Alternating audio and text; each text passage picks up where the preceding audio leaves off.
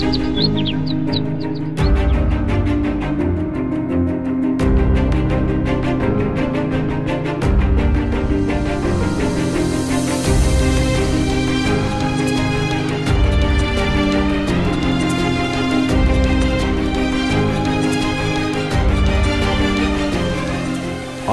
চোখে নীল ছিল নিছকই একজন চাকর। সে সারাদিন আদ্রিতার ভাই ফরমাস খেটেও ওকে সন্তুষ্ট করতে পারত না।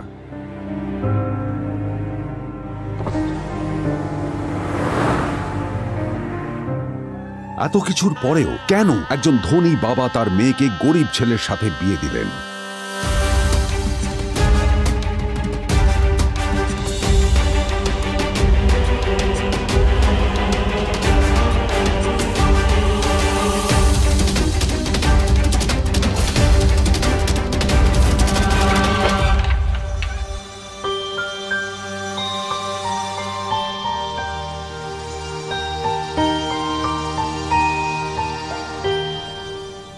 এবং তারপরে সেই মেয়েটি তার গরিব স্বামীর কাছ থেকে নতুন বছরে এমন একটা গিফট পেয়েছিল যে তার চক্ষু স্থির হওয়ার জোগাড় হয়েছিল। আর ওর স্বামী সম্পর্কে সত্যিটা জানার পর তো ও প্রায় অজ্ঞান হয়ে গিয়েছিল।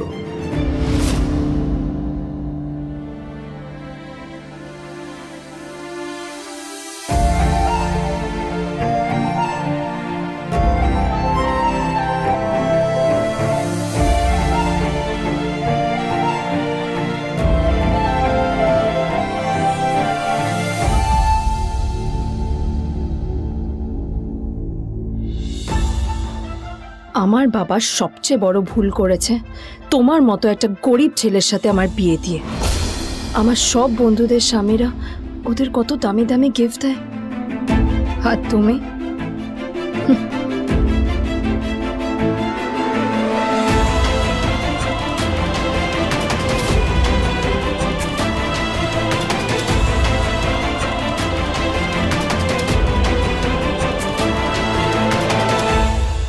আদ্রিতা তার বাবার কথায় নীলকে বিয়ে তো করেছিল, কিন্তু ও শর্ত দিয়েছিল যেন বাড়ির বাইরের কেউ না জানতে পারে যে নীল ওর স্বামী। নীল ওই বাড়িতে ঘর জামাইয়ের মতো থাকলেও ও যেন ওখানে একজন চাকর ছিল। সবাই ওকে অপমান করত। ওই বাড়িতে না ও ঠিক মতো খাবার পেত, আর না ওর কোনো আলাদা ঘর ছিল। কখনো কার্পেটের উপর ঘুমোতো, তো কখনো আবার পোষা কুকুরের ঘরের পাশে নীলকে ঘুমোতে হতো। হাত খরচ মেটাতে ও এক জায়গায় ওয়েটারের কাজও করত। আদ্রিতা তার বন্ধুদের বলেছিল যে আদ্রিতা বিদেশে বিয়ে করেছে আর তার স্বামী লন্ডনের একজন খুব বড় বিজনেসম্যান। কিন্তু যখন আদ্রিতার বন্ধুরা ওকে ওদের স্বামীদের দেওয়া দামি দামি গিফটগুলো দেখাতো, তখন লজ্জায় ওর ভিতরটা পুড়ে ছাই হয়ে যেত।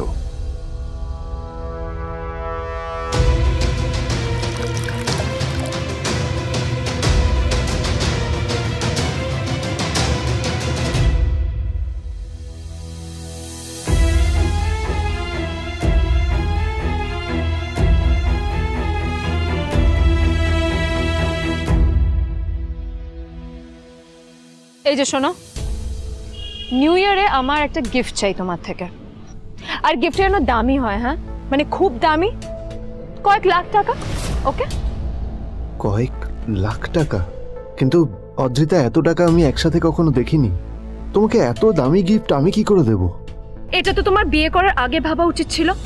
একজন পুরুষ মানুষ হয়ে নিজের স্ত্রীর এইটুকু ইচ্ছা তুমি পূরণ করতে পারবে না?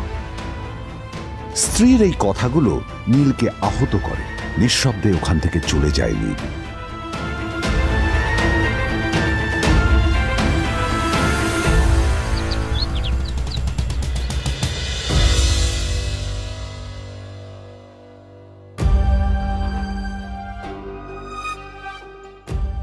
দুদিন পর নিউ ইয়ার পার্টির আগে নীল আদ্রিতার কাছে এসে একটা গিফট প্যাক দেয়।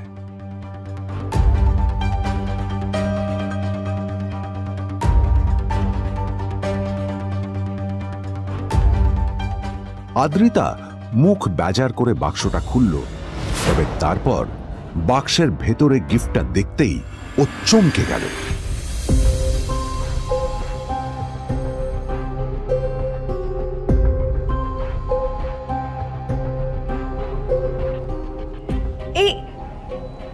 ফোনটা মানে এটা তো একটা স্পেশাল এডিশন, এটার দাম তো 3 কোটি টাকা। তুমি এটা পেলে কোথা থেকে? আসলে আসলে এটা অরিজিনাল নয়, আমি ওই ফোনটারই একটা কপি এনেছি।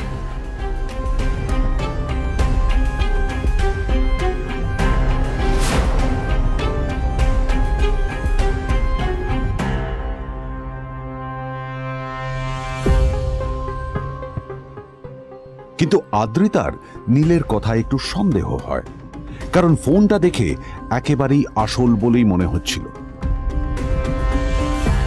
পরের দিনই আদ্রিতা ওই কোম্পানির শোরুমে গেল। এই ফোনটা একটু দেখুন না প্লিজ।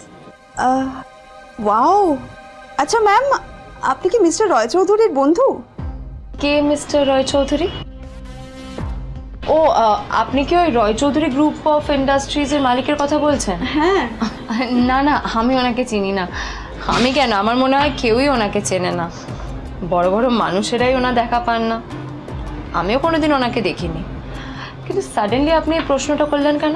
অ্যাকচুয়ালি ম্যাম, আপনার হাতের এই ফোনটা আসলে এটা ফোনের স্পেশাল এডিশন। এই কাটিং, এই ডিজাইন, এই লোগো, এটা জাল করা ইজ নেক্সট টু ইম্পসিবল। আর গোটা ভারতে বিক্রি হওয়া এই ফোনের সেকেন্ড পিস এটা, যেটা মিস্টার রয় চৌধুরী কিনেছিলেন। সেজন্য জিজ্ঞেস করছি ম্যাম, আপনি এই ফোনটা কোথা থেকে পেলেন? তবে কি নীলই মিস্টার রয় চৌধুরী, নাকি নীল এই ফোনটা চুরি করেছে? বেকার নীলের কাছেই কোটি টাকার ফোন কোথা থেকে এলো? নীলের সত্যিটা তাহলে কি? আর ও যদি সত্যি বড় লোক হয়ে থাকে, তবে ও নিজের শ্বশুর বাড়িতে খরচামাই হয়েই বা থাকে কেন? আদ্রিতা এসব কথাই মনে মনে ভাবছিল। তবে আদ্রিতার বিশ্বাস ছিল যে কোনো না কোনো মতলব করেই নীল এই ফোনটা আদ্রিতার জন্য নিয়ে এসেছিল। কিছুদিন পর আদ্রিতা সেই ফোনটার কথা ভুলে গেল। নীল সকাল সকাল ঘুরতে বেরিয়েছে বাইরে।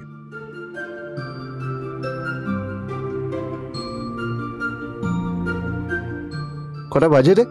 আমার খুব লেট হয়ে গেছে বুঝলি। তোরা খেল, ঠিক আছে? তোরা খেল, আমি আসছি।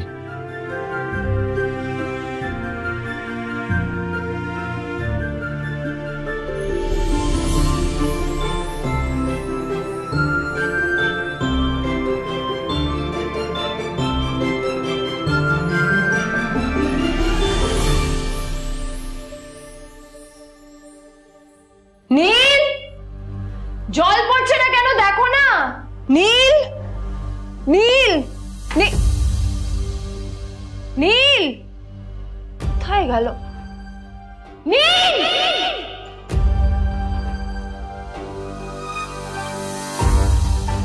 নীল, নীলকে ডাকছে কেন বলতো? ওইদিকে বাড়িতে আদ্রিতা আর চিত্রা আশ্চর্য হয়ে গেল যে নীল হঠাৎ কোথায় উধাও হয়ে গেল। মা তোমাকে কিছু বলে গেছে নীল? হ্যাঁ, কোথায় গেছে ও? না, আমি ওর কোনো খোঁজ খবর রাখি না। আমার একটা কথা মনে হচ্ছে, ওকে না এবার একটু শীতে করতে হবে। একটা কাজে যদি আসতো ছেলেটা, যখনই কোনো কাজের কথা বলি ভ্যানিশ হয়ে যায়। আমি ওকে বলেছিলাম R&B গোল্ডেন ডায়মন্ডস থেকে আমার সেটটা নিয়ে আসতে, আনেনি। আনেনি। আজকেও ভালো ওকে অফিসে নিয়ে যাবো, ভ্যানিশ হয়ে গেল। কোথায় গেল কে জানে। আমার ভাগ্যেই জুটেছে এরকম একটা ছেলে। এই যে তুমি কেন বিয়েটা দিয়েছিলে আমাকে? এটা আবার কি বলছিস? আমার কি দোষ?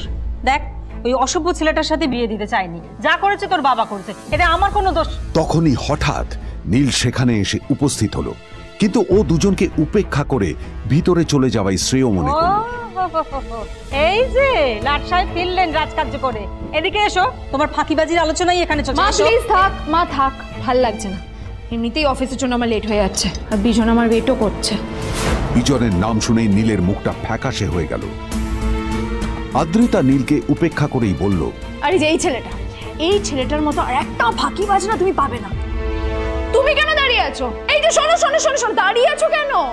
তোমাকে আমি বলেছিলাম R&B গোল্ড ডায়মন্ডস থেকে সেটটা তুলেছো, তোলোনি তো। এইটা চাই না আমার। তুমি আমার সাথে অফিসে যাবে, ফেরার পথে তুমি সেটটা নিয়ে আসবে। তোমার জন্য সবসময় লেট হয় অফিসে, তোমার জন্য বিরক্ত লাগে। আর ব্যাগটা নিয়ে ওর পেছন পেছন কোথায় যাচ্ছ? যা দিয়ে ওখানে রেখে এসো।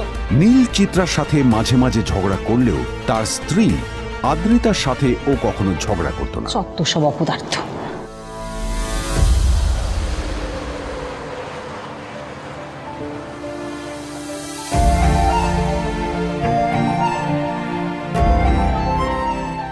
কিছুক্ষণের মধ্যেই তারা আদ্রিতার অফিসে পৌঁছে গেল। আদ্রিতা গাড়ি থেকে নামতে নামতে দেখলো যে তার কাছে অনেকগুলো ফাইল আছে। নীলের দিকে তাকিয়ে ওকেই ফাইলগুলো নিয়ে ভেতরে আসতে বলল। চলো, হা করে দাঁড়িয়ে আছো কেন? ফাইলগুলো নিয়ে ভেতরে এসো।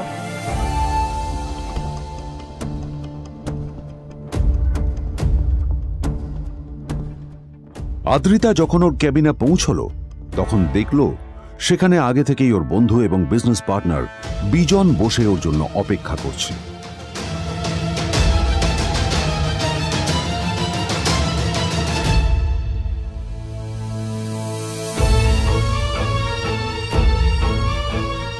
কোথায় ছিলে বলো? আমি 1 ঘন্টা ধরে তোমার জন্য এখানে ওয়েট করছি। এই লোকটার কি কোনো কাজকর্ম নেই? 1 ঘন্টা ধরে বসে আমার স্ত্রী আদ্রিতার জন্য অপেক্ষা করছে। সরি বিজন, আমি খুবই দুঃখিত যে বাড়ির কিছু লোকের জন্য না আমার সবসময় লেট হয়ে যায়। আদ্রিতার কথা শোনার পর বিজনের 1 ঘন্টা অপেক্ষা করার অভিযোগ 1 মুহূর্তের মধ্যে মিলিয়ে গিয়েছিল। কি হলো, হাসছো কেন? লটারি পেলে নাকি? লটারি? হ্যাঁ, তুমি আসা মানে আমার কাছে লটারির থেকেও বেশি দাম। তবে তার থেকে কিঞ্চিত কম দামি একটা গিফট আমি তোমার জন্য এনেছি।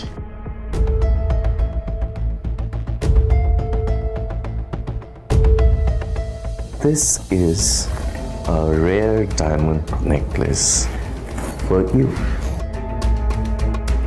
এটা আমার জন্য? সত্যি? এই শহরে এটা খুঁজে পাওয়া খুব বিরল। Just like you. Like it? Thank you. You're welcome. Thank you for the gift.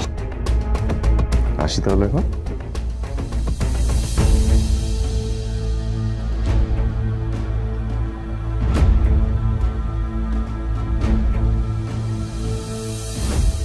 Adrita, আমি আজ পর্যন্ত তোমাকে কোনো রকম উপদেশ দিইনি, কিন্তু আজ আমি তোমাকে বলতে বাধ্য হচ্ছি। এই যে এই লোকটা তোমাকে শুধুমাত্র ইমপ্রেস করার জন্য একটা নকল সস্তার হীরের গয়না দিয়ে গেছে।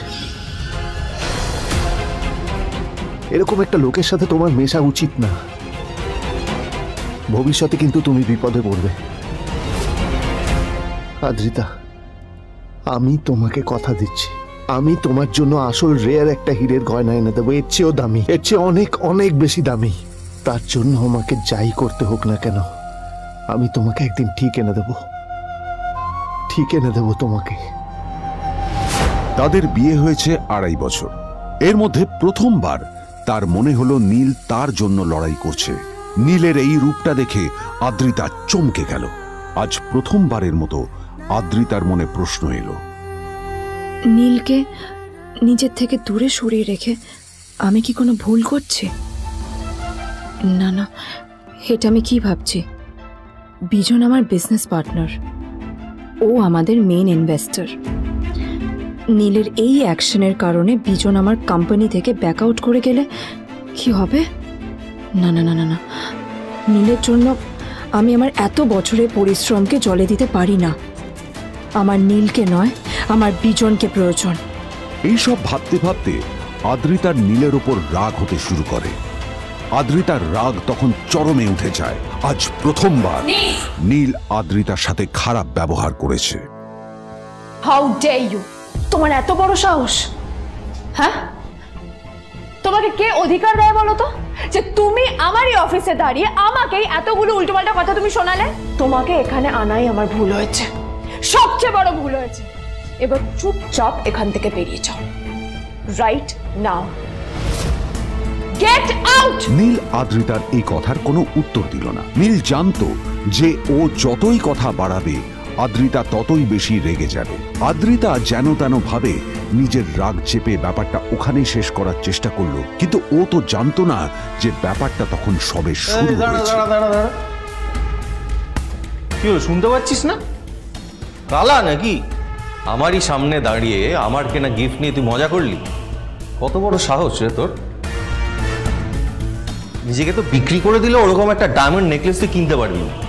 তোর এই গরিবের পারফিউম, সস্তা শার্ট, পায়ে একটা ফাটা চপ্পল নিয়ে নিজেকে বড় হিরো মনে করছিস? তোর নিজের কত দাম সেটা তোর নিজের জানা উচিত। Zero, big zero. সালা খরচা মাই চল।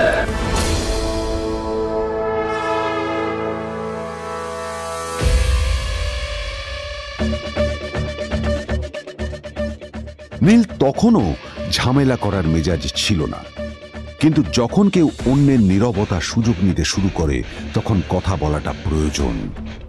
নীল আঙুল তুলে পেছনের দিকে ইশারা করে। প্রথম কথা, ওই যে ওখানে দাঁড়িয়ে আছে, ও আমার স্ত্রী।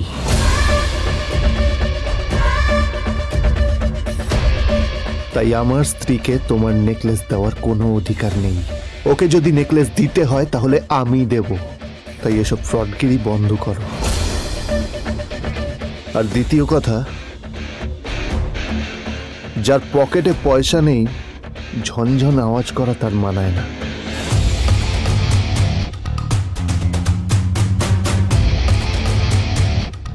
নীল বিজনকে তার সোয়াগ দেখিয়ে বেরিয়ে গেল।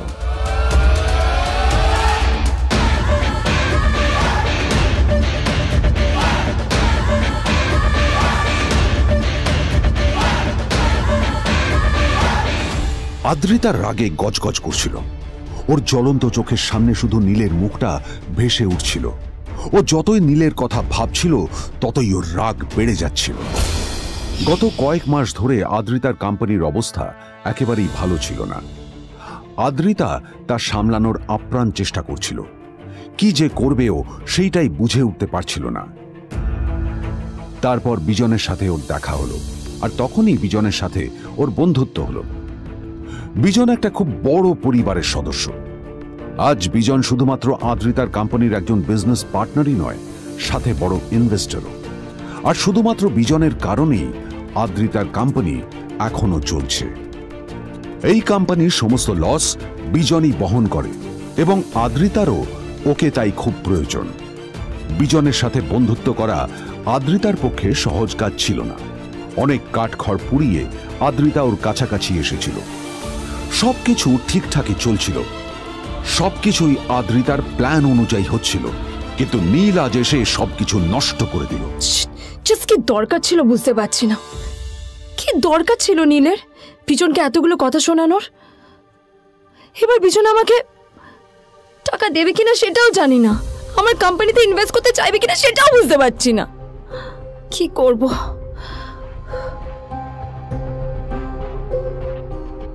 এখন আদ্রিতা ওকে কিভাবে বোঝাবে? ভুল করে যদি বিজন ওর টাকা ফেরত চায় তবে আদ্রিতার কোম্পানি সেন কর্পোরেশন খুব বড় সমস্যায় পড়ে যাবে।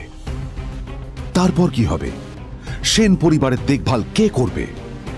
এইসব ভাবতে ভাবতে আদ্রিতা নিজের উপরেও রেগে গেল। আসলে দোষটা ওর নিজেরই। আদ্রিতা কেন নীলকে ওদের মাঝে আনতে গেল? নীলকে অফিসে নিয়ে আসারই বা কি দরকার ছিল? আর যদি সে নীলকে সাথে করে না আনতো তাহলে বিজন এখন ওর সাথেই বসে থাকতো।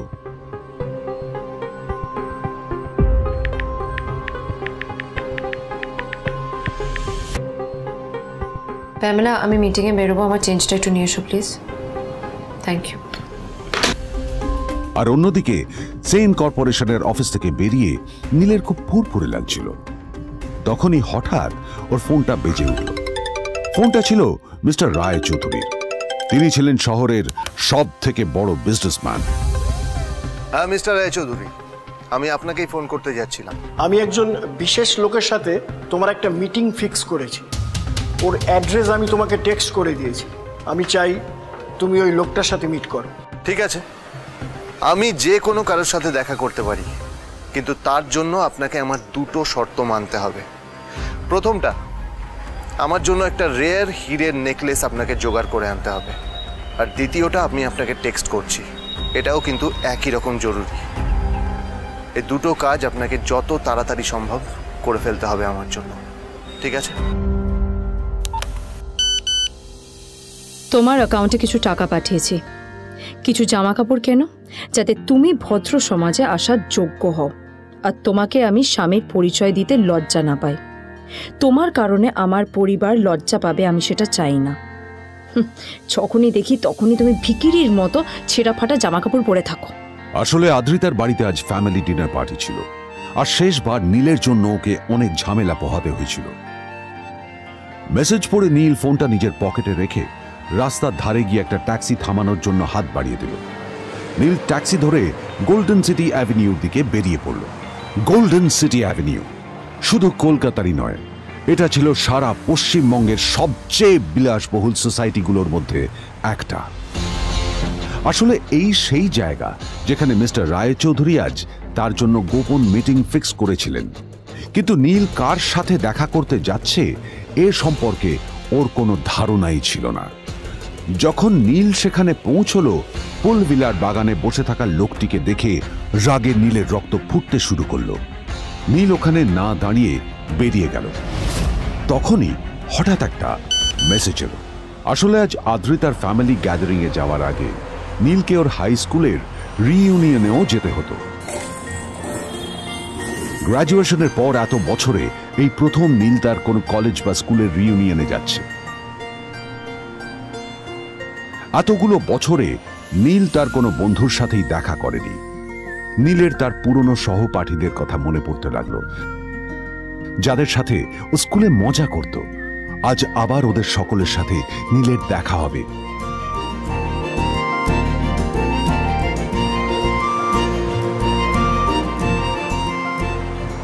আর এই সব কিছু ভেবেই নীল এক্সাইটেড হয়ে যাচ্ছিল। আসলে সোহিনীকে নীল তার স্কুল টাইমে পছন্দ করত।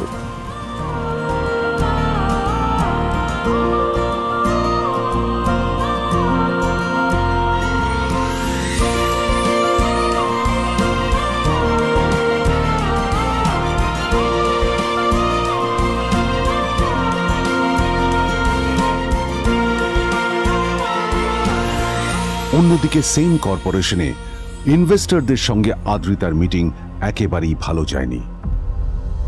তাকে দেখে বেশ গম্ভীর মনে হচ্ছিল।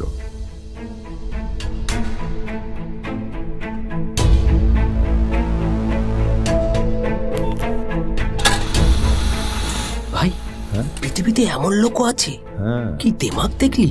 হ্যাঁ, কাজকর্ম তো কিছু করার নেই, আর কিছু করেও না। হ্যাঁ, শুধু চলে এসছে আমাদের ম্যাডামকে রাখাতে। এই 1 বছরে না কিচ্ছু বদলায়নি। আরে আমি তো ভেবেছিলাম যে এর সাথে ম্যাডামের আর কোনো সম্পর্কই নেই, কিন্তু না, এখন যা দেখছি উল্টে ম্যাডামের মাথায় উঠে নাচছে। আমার মাঝে মাঝে মনে হয় এদের দুজনের বিয়ে কিভাবে হলো।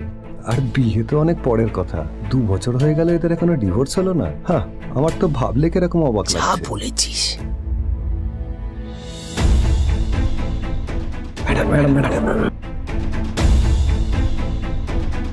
অফিসে চলতে থাকা এইসব কথা শুনে আদ্রিতার আরো রাগ হলো। আদ্রিতা ক্যাবিনে যাওয়ার পরে রাগকে নিয়ন্ত্রণ করা ওর পক্ষে আরো কঠিন হয়ে গেল। ও তখন বুঝতেই পারছিল না যে ওর রাগ কিভাবে নিয়ন্ত্রণ করবে। আদ্রিতা এটাও ভাবছিল যে নীলের জন্য ওকে আর কত অপমানিত হতে হবে। এসব ভাবতে ভাবতেই আদ্রিতার চোখ গেল ওর বাবার ছবিটার দিকে।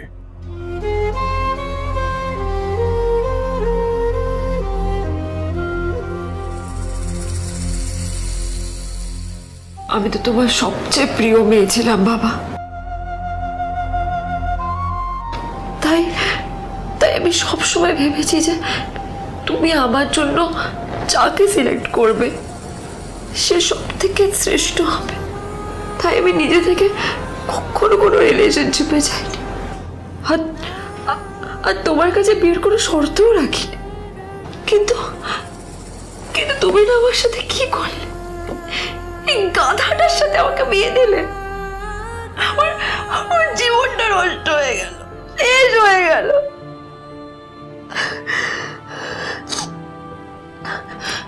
আমি যদি একটু জানতাম যে ও কিছু করে না, ঘর চাপাই হয়ে থাকবে, এইসব কাজকর্ম করে, তাহলে আমি কোনোদিনই বিয়েতে রাজি হতাম না বাবা, কোনোদিন না, কোনোদিন।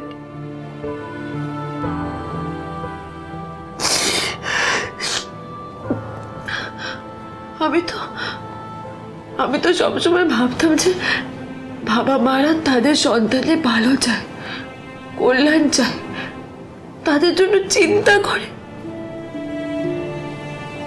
কিন্তু কিন্তু বাবা তুমি আমার জন্য একটু চিন্তা করোনি। তুমি শুধু তোমার শেষ কর্তব্যটুকু করতে চেয়েছিলে, শেষ ইচ্ছাটুকু রাখতে চেয়েছিলে,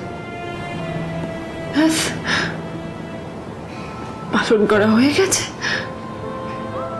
আর আমাদের তুমি ছেড়ে চলে গেলে। তুমি আমাকে ছেড়ে চলে গেলে। অন্যদিকে নীল রিইউনিয়ন পার্টির জন্য হোটেল প্রাইম স্টারের দিকে রওনা হলো। হোটেল প্রাইম স্টার ছিল শহরের সবচেয়ে দামি হোটেল। ওখানে শহরের সব বড় লোকেরা যাতায়াত করত। নীল যখনই তার পুরনো বাইকটা নিয়ে ওখানে পৌঁছলো, ওর পুরনো জামা কাপড়, পুরনো বাইক আর ওর পায়ে ছেঁড়া চপ্পল দেখে সিকিউরিটি গার্ড ওকে গেটের বাইরেই আটকে দিল। কোথায় যাচ্ছিস শালা ভিখিরি? না না দাদা, আপনি আমাকে ভুল বুঝছেন। আসলে আমাকে ইনভাইট করা হয়েছে, আমি এই হোটেলেই এসেছি। শালা মিথ্যে কথা বলার জায়গা পাস না? হ্যাঁ, মিথ্যে কথা বলার আগে নিজের চেহারাটা তো দেখতিস। এটা একটা প্রাইম হোটেল, বুঝেছিস? এখানে সব শহরের বড় বড় লোকেরা তাদের বড় বড় গাড়ি নিয়ে আসে। শালা তোর মতো একটা ভিখিরি একটা ফ্যাট প্যাটে আওয়াজ বের করা বাইক নিয়ে চলে এসেছিস, আর আমি তোকে ঢুকতে দেবো না? দাদা আমাকে ইনভাইট করা হয়েছে, আমাকে শুনুন শুনুন, চল আমাকে একবার ঢুকতে দিন আমাকে। নীল পড়ে যেতেই একটা দামি গাড়ি ওখানে এসে দাঁড়ালো। এই গাড়িটি আর অন্য কারো নয়, হোটেল প্রাইমের মালিক মিস্টার খান্নার ছিল। কি হচ্ছে কি এটা? হোটেলের গেটের সামনে এসব এসব ক্যাশ চলছে এখানে। হোটেলের বদনাম হবে না এতে? স্যার দেখুন না, এই যে ভিখিরিটা হোটেলে ঢুকতে যাচ্ছে, আমি বারণ করছি, শুনছে না স্যার? শালা, আপনি কি করতে আছেন? কে কি হচ্ছে দেখি দেখি কে? মিস্টার খান্না তার চশমা খুলে নীলের দিকে দেখলেন, আর ওনার মুখটা হাঁ হয়ে গেল।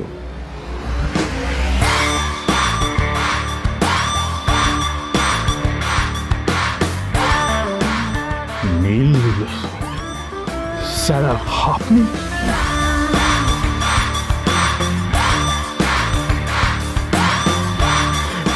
Extremely sorry sir. Sir sir আপনি একটা ইনফর্ম করেননি কেন আমাকে? আপনি আসবেন জানলে তো আমি নিজে রিসিভ করতে আসতাম আপনাকে।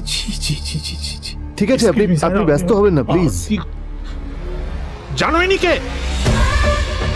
নিজের বসকে এভাবে একজন ভিখারিকে হাতে পায়ে ধরতে দেখে গার্ডটিও অবাক হয়ে গেল।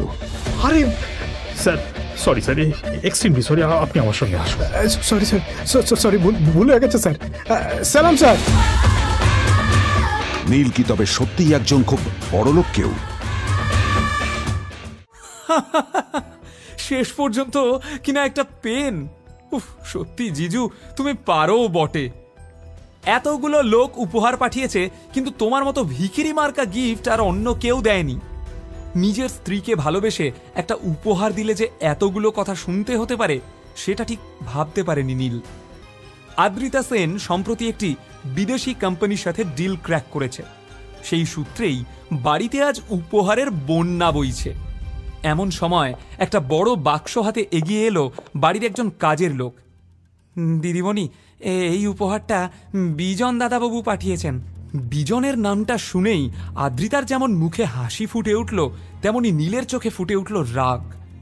আদ্রিতার ইনভেস্টর কাম ফ্রেন্ড বিজনকে দু চোখে দেখতে পারে না নীল। আদ্রিতা খুশি মনে বাক্সটা খুলতেই দেখতে পেল একটা লাল পার্টি গাউন, সঙ্গে একটা ছোট্ট চিরকুট। কনগ্র্যাচুলেশনস আদ্রিতা, আজ সন্ধ্যায় এটা পরেই তুমি ডিল সাইন করবে, তারপর আমার সাথে ডিনারে যাবে। এই সব কিছুই বিজন করছে শুধুমাত্র তোমার সুযোগ নেওয়ার জন্য। ও ভালো লোক নয়। নিজের পকেট গড়ের মাঠ, এদিকে অন্যের গিফট দেখে হিংসেতে জ্বলে যাচ্ছে। ঠিক আছে, আমি তোমাকে একটা সুযোগ দিচ্ছি। এই ড্রেসটার দাম 50,000 টাকা। আজ সন্ধ্যে 7টার আগে এমন একটা ড্রেস কিনে দাও, আমি তোমার ড্রেস পরে ডিল সাইন করব। বিজনের সঙ্গে ডিনারেও যাব না। পারবে? পারবো। শুধু দোহাই তোমাকে, ওই বিজনের সঙ্গে ডিনারে যেও না। কথাটা যেন মনে থাকে। এটি সেন পরিবার, শহরের অন্যতম ধনী একান্নবর্তী পরিবার। তবে এই পরিবারকে সুখী পরিবারের অপবাদ পরম নিন্দুকেও দেবে না। পাহাড় প্রমাণ চিন্তা নিয়ে না খেয়েই নিজের ভাঙা স্কুটারে চড়ে রাস্তায় বেরিয়ে পড়ল নীল। এখন 12টা বাজে, হাতে বেশি সময় নেই। খুঁজতে খুঁজতে হঠাৎ একটা সাইনবোর্ডের দিকে চোখ যায় নীলের। সেখানে লেখা আছে রক্তদান জীবনদান। এখানে উপযুক্ত মূল্যে রক্ত ক্রয় করা হয়।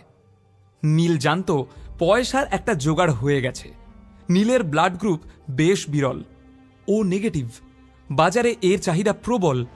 নিজের রক্ত বিক্রি করে ওর ভালোবাসার জন্য উপহার কিনবে নীল। নিজের প্রেমকে প্রমাণ করতে চায় সে। এদিকে সাইনবোর্ডের ঠিকানায় পৌঁছতেই ডাক্তাররা লুফে নিল তাকে। ডাক্তারদের জোর জবরদস্তি করে পুরো 2 বোতল রক্ত দেওয়ার পর নীল পেয়ে গেল 30,000 টাকা। নীল ভেবেছিল 3 বোতল রক্ত দিয়ে পুরো টাকাটাই জোগাড় করে ফেলবে সে, কিন্তু ডাক্তারবাবু রাজি হলেন না। 30,000 টাকা নিয়েই নীল বেরিয়ে এলো হসপিটাল থেকে। মাথাটা খুব ঘুরছিল, পায়েও বিশেষ জোর পাচ্ছিল না সে। কিন্তু হাত ঘড়ির দিকে চোখ যেতেই নীল চমকে উঠল। এখন দুপুর 2টো, হাতে মাত্র কয়েক ঘন্টা। নীলের চাই আরও 20,000 টাকা। হঠাৎ নীলের চোখের সামনে অন্ধকার নেমে এলো। সোজা গিয়ে সামনে থেকে এগিয়ে আসা একটা ফুড ট্রাকে ধাক্কা মারল সে। তারপর আর কিছু মনে নেই। কি সব উটকো লোক এসে পড়ে। এক পার্টির জন্য হন্যে হয়ে ওয়েটার খুঁজছি, তার উপর আবার এসব ঝামেলা। এদিকে ঘড়ির দিকে তাকাতেই নীলের বুকটা ধক করে উঠল। 3:30 বাজে। ক্ষমা করবেন দাদা, আপনি কি কোনো ইভেন্টের কাজে যাচ্ছেন? আমাকে ওয়েটারের কাজটা দিন না, খুব দরকার দাদা। 20,000 টাকা জোগাড় করতে হবে। বেশ বেশ, একটা কিটি পার্টি আছে, সেখানে লোকেদের খাবার দেওয়া, বাসন মাজা, টেবিল পরিষ্কার করা, এই সব পারবেন আপনি? তবে অত দিতে পারবো না, 15,000 দেব, চলবে? প্রস্তাবটা লুফে নিল নীল। টলমল পায়ে উঠে দাঁড়ালো সে। লেক গার্ডেন্সের একটা বিলাসবহুল বাগান বাড়িতে আজ সব বড় লোকের বউদের কিটি পার্টি চলছিল। সেখানে পৌঁছে নীল তড়িঘড়ি নিজের নোংরা জামাকাপড় ছেড়ে ওয়েটারের কস্টিউমটা পরে নিল। সঙ্গের মতো দাঁড়িয়ে আছো কেন? খাবার সার্ভ করো। মাস্ক পরে চুপচাপ সবাইকে খাবার সার্ভ করে বেরিয়ে এলো সে। লোকের এঁটো কাটা তুলে, টেবিল মুছে, বাসন মেজে সবটা প্রায় সামলে নিল নীল। কিছু টাকা টিপস পেয়ে সাথে কমলবাবুর দেওয়া টাকা যোগ করে 20,000 টাকা জোগাড় করে নিল সে। মনের আনন্দে লাফিয়ে উঠল নীল। ভাবল, আদ্রিতা, আজ আমি প্রমাণ করে দেব যে সত্যি আমি তোমাকে কতটা ভালোবাসি। সাউথ কলকাতার 5খানা বুটিক ঘুরে সব থেকে দামি ডিজাইনার বুটিকে একটি সুন্দর নীল রঙের ড্রেস পছন্দ করল নীল। কিন্তু বিল মেটাতে গিয়ে এ তো মাত্র 20,000 টাকা, বাকি 30,000 টাকা গেল কোথায়? বিদ্যুৎ চমকের মতো নীলের মনে পড়ল সে নিজের জামা কাপড় ছেড়ে ওয়েটারের পোশাক পরেছিল। সারা পার্টিতে ওই 30,000 টাকাটা ওভাবেই রাখা ছিল ওর ছেড়ে রাখা প্যান্টের পকেটে। কেউ হয়তো সুযোগ বুঝে চুরি করে নিয়েছে। মাথায় বাজ পড়ল নীলের। প্রায় 6টা বাজে। 7টায় বেরোবে আদ্রিতা। কি হলো, পেমেন্টটা তো করুন, ড্রেস নিয়ে দাঁড়িয়ে আছেন? দাদা, আমি পুরো টাকাটাই নিয়ে এসেছিলাম, কোনোভাবে 30,000 টাকা চুরি হয়ে গেছে, আমায় ড্রেসটা দিন, আমি বাকি 30,000 টাকা দিয়ে দেব, কথা দিচ্ছি। যে অবস্থায় দোকানে এসেছিলে দেখেই বুঝেছিলাম কেনার ক্ষমতা নেই। এই কে আছিস, ঘাড় ধাক্কা দিয়ে বের করে দে এটাকে। সারাদিন অক্লান্ত পরিশ্রম করেও ভাগ্যের কাছে হেরে সেন বাড়িতে ফিরল নীল। বাড়িতে পা রাখতেই চিত্রা ঘুঁটের মালাটা পরিয়ে দিল নীলকে। জানতাম হারবে, তাই প্রথমেই ঘুঁটের মালাটা পরিয়ে দিলাম। অকর্মা কোথাকার। সিঁড়ির দিকে তাকিয়ে ও পাথরের মতো দাঁড়িয়েছিল। কেননা বিজনের দেওয়া ড্রেসটা পরে নেমে আসছিল আদ্রিতা। অর্পিতা এবং চিত্রাকে বাই বলে বেরিয়ে গেল আদ্রিতা। নীলকে কিছু বলারও সুযোগ দিল না, যেন ও জানতই যে নীল পারবে না। মনের দুঃখ মনেই চেপে রেখে নিজের ঘরে ফিরে এলো সে। হঠাৎ পাশের ঘর থেকে আসা টিভির নিউজ শুনে স্থির হয়ে গেল নীল। দেশের অন্যতম এবং পূর্ব ভারতের বৃহত্তম নির্মাণ সংস্থা রয় চৌধুরী কনস্ট্রাকশন লিমিটেডের ভবিষ্যৎ এবার বড়সড় প্রশ্নচিহ্নের মুখে। বিপুল লোকসানে চলা সংস্থাটি যে কোনো দিন দেউলিয়া হয়ে যেতে পারে। হঠাৎ খুব ব্যস্তভাবে নিজের সস্তার ফোনটা উঠিয়ে নিল নীল, আর দেখল 40টা মিস কল আর 10টা টেক্সট মেসেজ। এমন সময় ফোন আবার বেজে উঠল। নীল ফোনটা রিসিভ করতেই ওপার থেকে এক বৃদ্ধের কণ্ঠস্বর ভেসে এলো। হ্যালো নীল, বলুন। মিস্টার শশাঙ্ক রায় চৌধুরী। কেমন আছিস দাদু ভাই? তোকে বড় মিস করি। এতগুলো বছর লেগে গেল আমায় মিস করতে? জানি বাবা, তুই রেগে আছিস। যে অন্যায় আমরা তোর সাথে করেছি তাতে তোর রাগ হওয়াটাই স্বাভাবিক, কিন্তু বিশ্বাস কর, এতগুলো বছরে একটা দিনও তোর কথা না ভেবে আমি কাটাতে পারিনি। খবরে শুনলাম রয় চৌধুরী গ্রুপ অফ ইন্ডাস্ট্রিজ ডুবতে চলেছে, তাই আমায় মনে পড়ল। তো তোর কি ধারণা আমি এতদিন পরে বিজনেস ম্যাটার ডিসকাস করতে তোকে ফোন করেছি? না রে পাগল, আমি তো শুধু তোর গলাটা একবার শুনবো বলে। গলা শুনে নিয়েছেন? বাই। না না, ফোন রাখিস না দাদু ভাই। আমি জানি আমাদের পাপের ক্ষমা নেই, কিন্তু আমার দাদু ভাই তো অনেক বড় মনের মানুষ। আমি জানি আমি আপনাদের মতো ছোট মনের মানুষ নই। আমি আপনাদের ক্ষমা করে দিয়েছি। আপনারাও ভালো থাকুন আর আমাকেও শান্তিতে থাকতে দিন। কিন্তু দাদু ভাই, আমি যে একেবারে ভালো নেই। কেন, কি হয়েছে? পোড় খাওয়া শশাঙ্ক হাড়ে হাড়ে জানেন যে গরু দুধ দেয় তার লাথিটাও হাসি মুখে হজম করে নিতে হয়। এতক্ষণ ধরে সেটাই করছিলেন তিনি, কারণ নীলের কাছেই আছে রয় চৌধুরী গ্রুপ অফ ইন্ডাস্ট্রিজকে বাঁচানোর জীবন কাঠি। তাই কথায় যথাসম্ভব যন্ত্রণা এনে বললেন শশাঙ্কবাবু, বয়স হয়েছে আমার, শরীরের কলকবজাগুলো এবার আস্তে আস্তে জবাব দিচ্ছে। কখন আছি কখন নেই ভীষণ দেখতে ইচ্ছা করে তোকে। আয় না একবার চোখের দেখাটুকু দেখে নিতে দে। নীল জানে এই হঠাৎ উপচে পড়া স্নেহের কারণ শুধুই ভালোবাসা নয়, কিন্তু উদ্দেশ্যটা কি সামনাসামনি না বসে সেটা বোঝা সম্ভব না। তাই না চাইতেও শশাঙ্কবাবুর সাথে দেখা করতে রাজি হয়ে গেল নীল। ঠিক আছে, কিন্তু এটাই শেষবার। তবে আমি বাড়িতে আসছি না, অফিসেই আপনার সঙ্গে দেখা করে নেব। বাই। আর কোনো কথা না বলেই ফোন কেটে দিল সে। নীল বোকা নয়, ও জানে রয়চৌধুরী গ্রুপ অফ ইন্ডাস্ট্রিজ ডুবতে বসার খবর মার্কেটে রটে যাওয়ার পরেই হঠাৎ শশাঙ্ক রায়চৌধুরী ওকে মিস করা শুরু করেছেন। এর মানে আর যাই হোক, স্নেহ ভালোবাসা হতে পারে না, কিন্তু স্বার্থটা কি? তখনই নিজের ল্যাপটপ বের করে ইন্টারনেটে রয়চৌধুরী গ্রুপ অফ ইন্ডাস্ট্রিজ সম্পর্কে যাবতীয় তথ্য সার্চ করে নিল নীল। কোম্পানির একটা গোপন তথ্য হাতে পেয়ে আনন্দে লাফিয়ে উঠল সে। এতদিনে তোদের বাগে পেয়েছি, দেখ কি করি এবার। কিন্তু প্রশ্ন হলো, সত্যি কি রয়চৌধুরী গ্রুপ অফ ইন্ডাস্ট্রিজ ডুবতে চলেছে? এতগুলো বছর পরে হঠাৎ শশাঙ্ক রায়চৌধুরী এত মরিয়া হয়ে নীলের খোঁজ শুরু করলো কেন? নীলকে তার এত কিসের প্রয়োজন? কি এমন আছে নীলের কাছে যা দিয়ে রায়চৌধুরীর কপাল আবার খুলে যেতে পারে? আদ্রিতার ভালোবাসা কবে পাবে নীল? কবেই বা ও হয়ে উঠবে এই দুনিয়ার বস? খবরটা জানার পর থেকে নীল ভীষণ খুশি। কিভাবে এই আনন্দ প্রকাশ করবে সেটা বুঝে উঠতে পারছে না। এই বাড়িতে এই সুখবর শেয়ার করার মতো নীলের আপন কেউ নেই। চিত্রা বুঝতে পারছিলেন জামাইয়ের আচরণে এমন কিছু পরিবর্তন এসেছে যার কোনো ব্যাখ্যা হয় না। সকাল থেকে সন্ধে হয়ে গেলেও জামাইয়ের ঘর থেকে বের হওয়ার নাম নেই। এদিকে বড় মাকে চিন্তিত দেখে অর্পিতা বিরক্ত হয়ে বলে, ওই অপদার্থের কথা ছাড়ো তো, খেতে এসো। নীল রয়চৌধুরী সিটাডেলের বিল্ডিংয়ে পা রাখতেই কানাঘুষো শুরু হয়ে গেল। রিসেপশনে নিজের আসার খবর জানিয়ে লিফটে 24th ফ্লোরে এসে শশাঙ্ক রায়চৌধুরীর কেবিনের বাইরে গিয়ে বসে পড়ল নীল। এটা নীল না? নীলকে দেখে শুরু হলো ফিসফিস। শুনেছি ও এখন বিপিএল কার্ড হোল্ডার। নির্ঘাত ঠাকুরদার কাছে টাকা চাইতে এসেছে, অথবা চাকরি। অন্যদিকে শশাঙ্ক রায়চৌধুরী কেবিনের ভেতরে বসে নিজেকে মানসিকভাবে প্রস্তুত করে নিচ্ছিলেন। এই 2.5 বছরের রক্তের সম্পর্কে যে ধুলো জমেছে তা এত সহজে মুছে যাওয়ার নয়।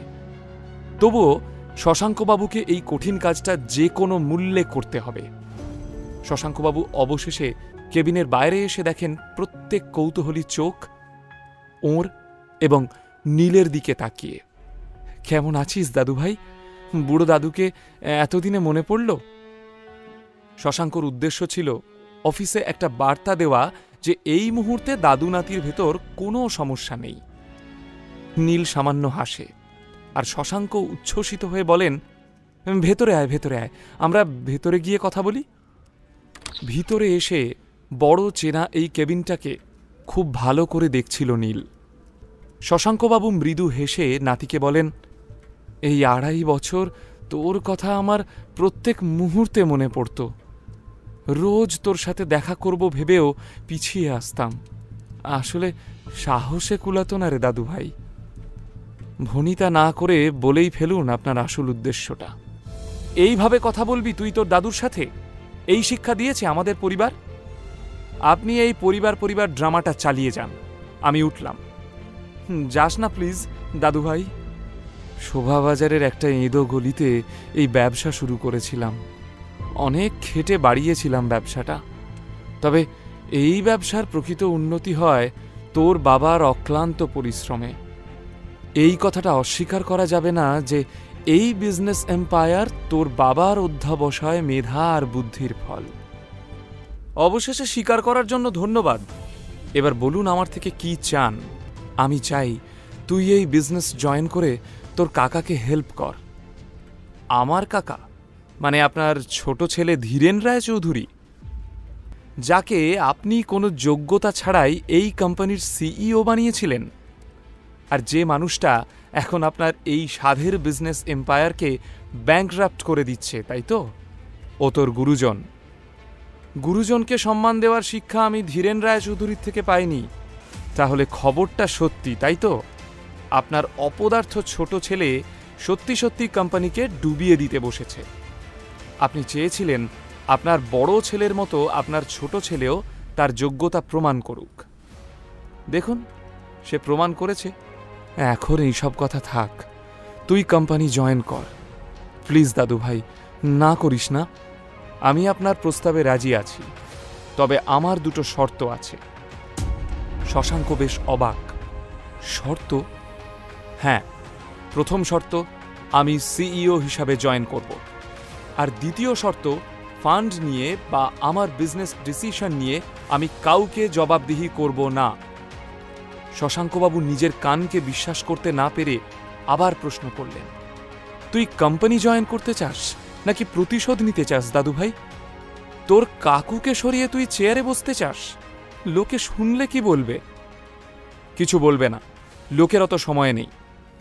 একটু আগে আপনিই তো বললেন কাকার এই বিজনেসে একটাই অবদান, আর সেটা হলো বিজনেসটা ডোবানো।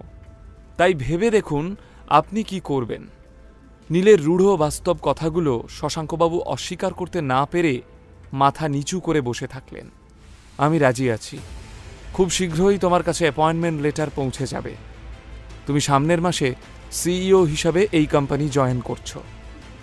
কেউ তোমার কাজে ইন্টারফেয়ার করবে না। নীল ওর ব্যাগ থেকে একটা ফাইল বের করে শশাঙ্কবাবুর টেবিলে রাখল। এটা কি? আমার মন বলতো একদিন আপনি নিজের স্বার্থে আমাকে ডাকবেন, তাই এই এগ্রিমেন্টের ড্রাফটটা বানিয়ে রেখেছিলাম। আমাদের মধ্যে যা কিছু কথা হলো সেই কথাগুলো এইখানে লেখা আছে। আপনি পড়ে সাইন করে দিন। শশাঙ্কবাবু এতক্ষণে খুব ভালোভাবেই বুঝে গিয়েছিলেন নীলের মনের গভীরে জমে থাকা ক্ষত শুকোতে সময় লাগবে। তাই কথা না বাড়িয়ে সাইন করে একটা কপি নিজের কাছে রেখে ফাইলটা নীলের দিকে এগিয়ে দিলেন। এখন আবার আমরা ফ্যামিলি হয়ে গেলাম। দরকার পড়লে ফোন করব, ফোন ধরবেন, আর যা করতে বলবো করে দেবেন। মনে থাকবে। আজ তাহলে আসি। নীল অফিসের বাইরে এসে রাস্তায় দাঁড়িয়েছিল। আজ অনেক দিন বাদে ও ভীষণ খুশি। মেট্রো স্টেশনে এসে ব্যাগ থেকে ফাইলটা বের করে দেখছিল নীল। একবার ওর মনে হলো ছুটে গিয়ে আদ্রিতাকে চিৎকার করে নিজের আসল পরিচয়টা জানাক, কিন্তু নীল স্থির করে এখনই না, এই খবরটা এখন চাপা থাক। আরও চেনা বাকি আছে, আরও জানা বাকি আছে।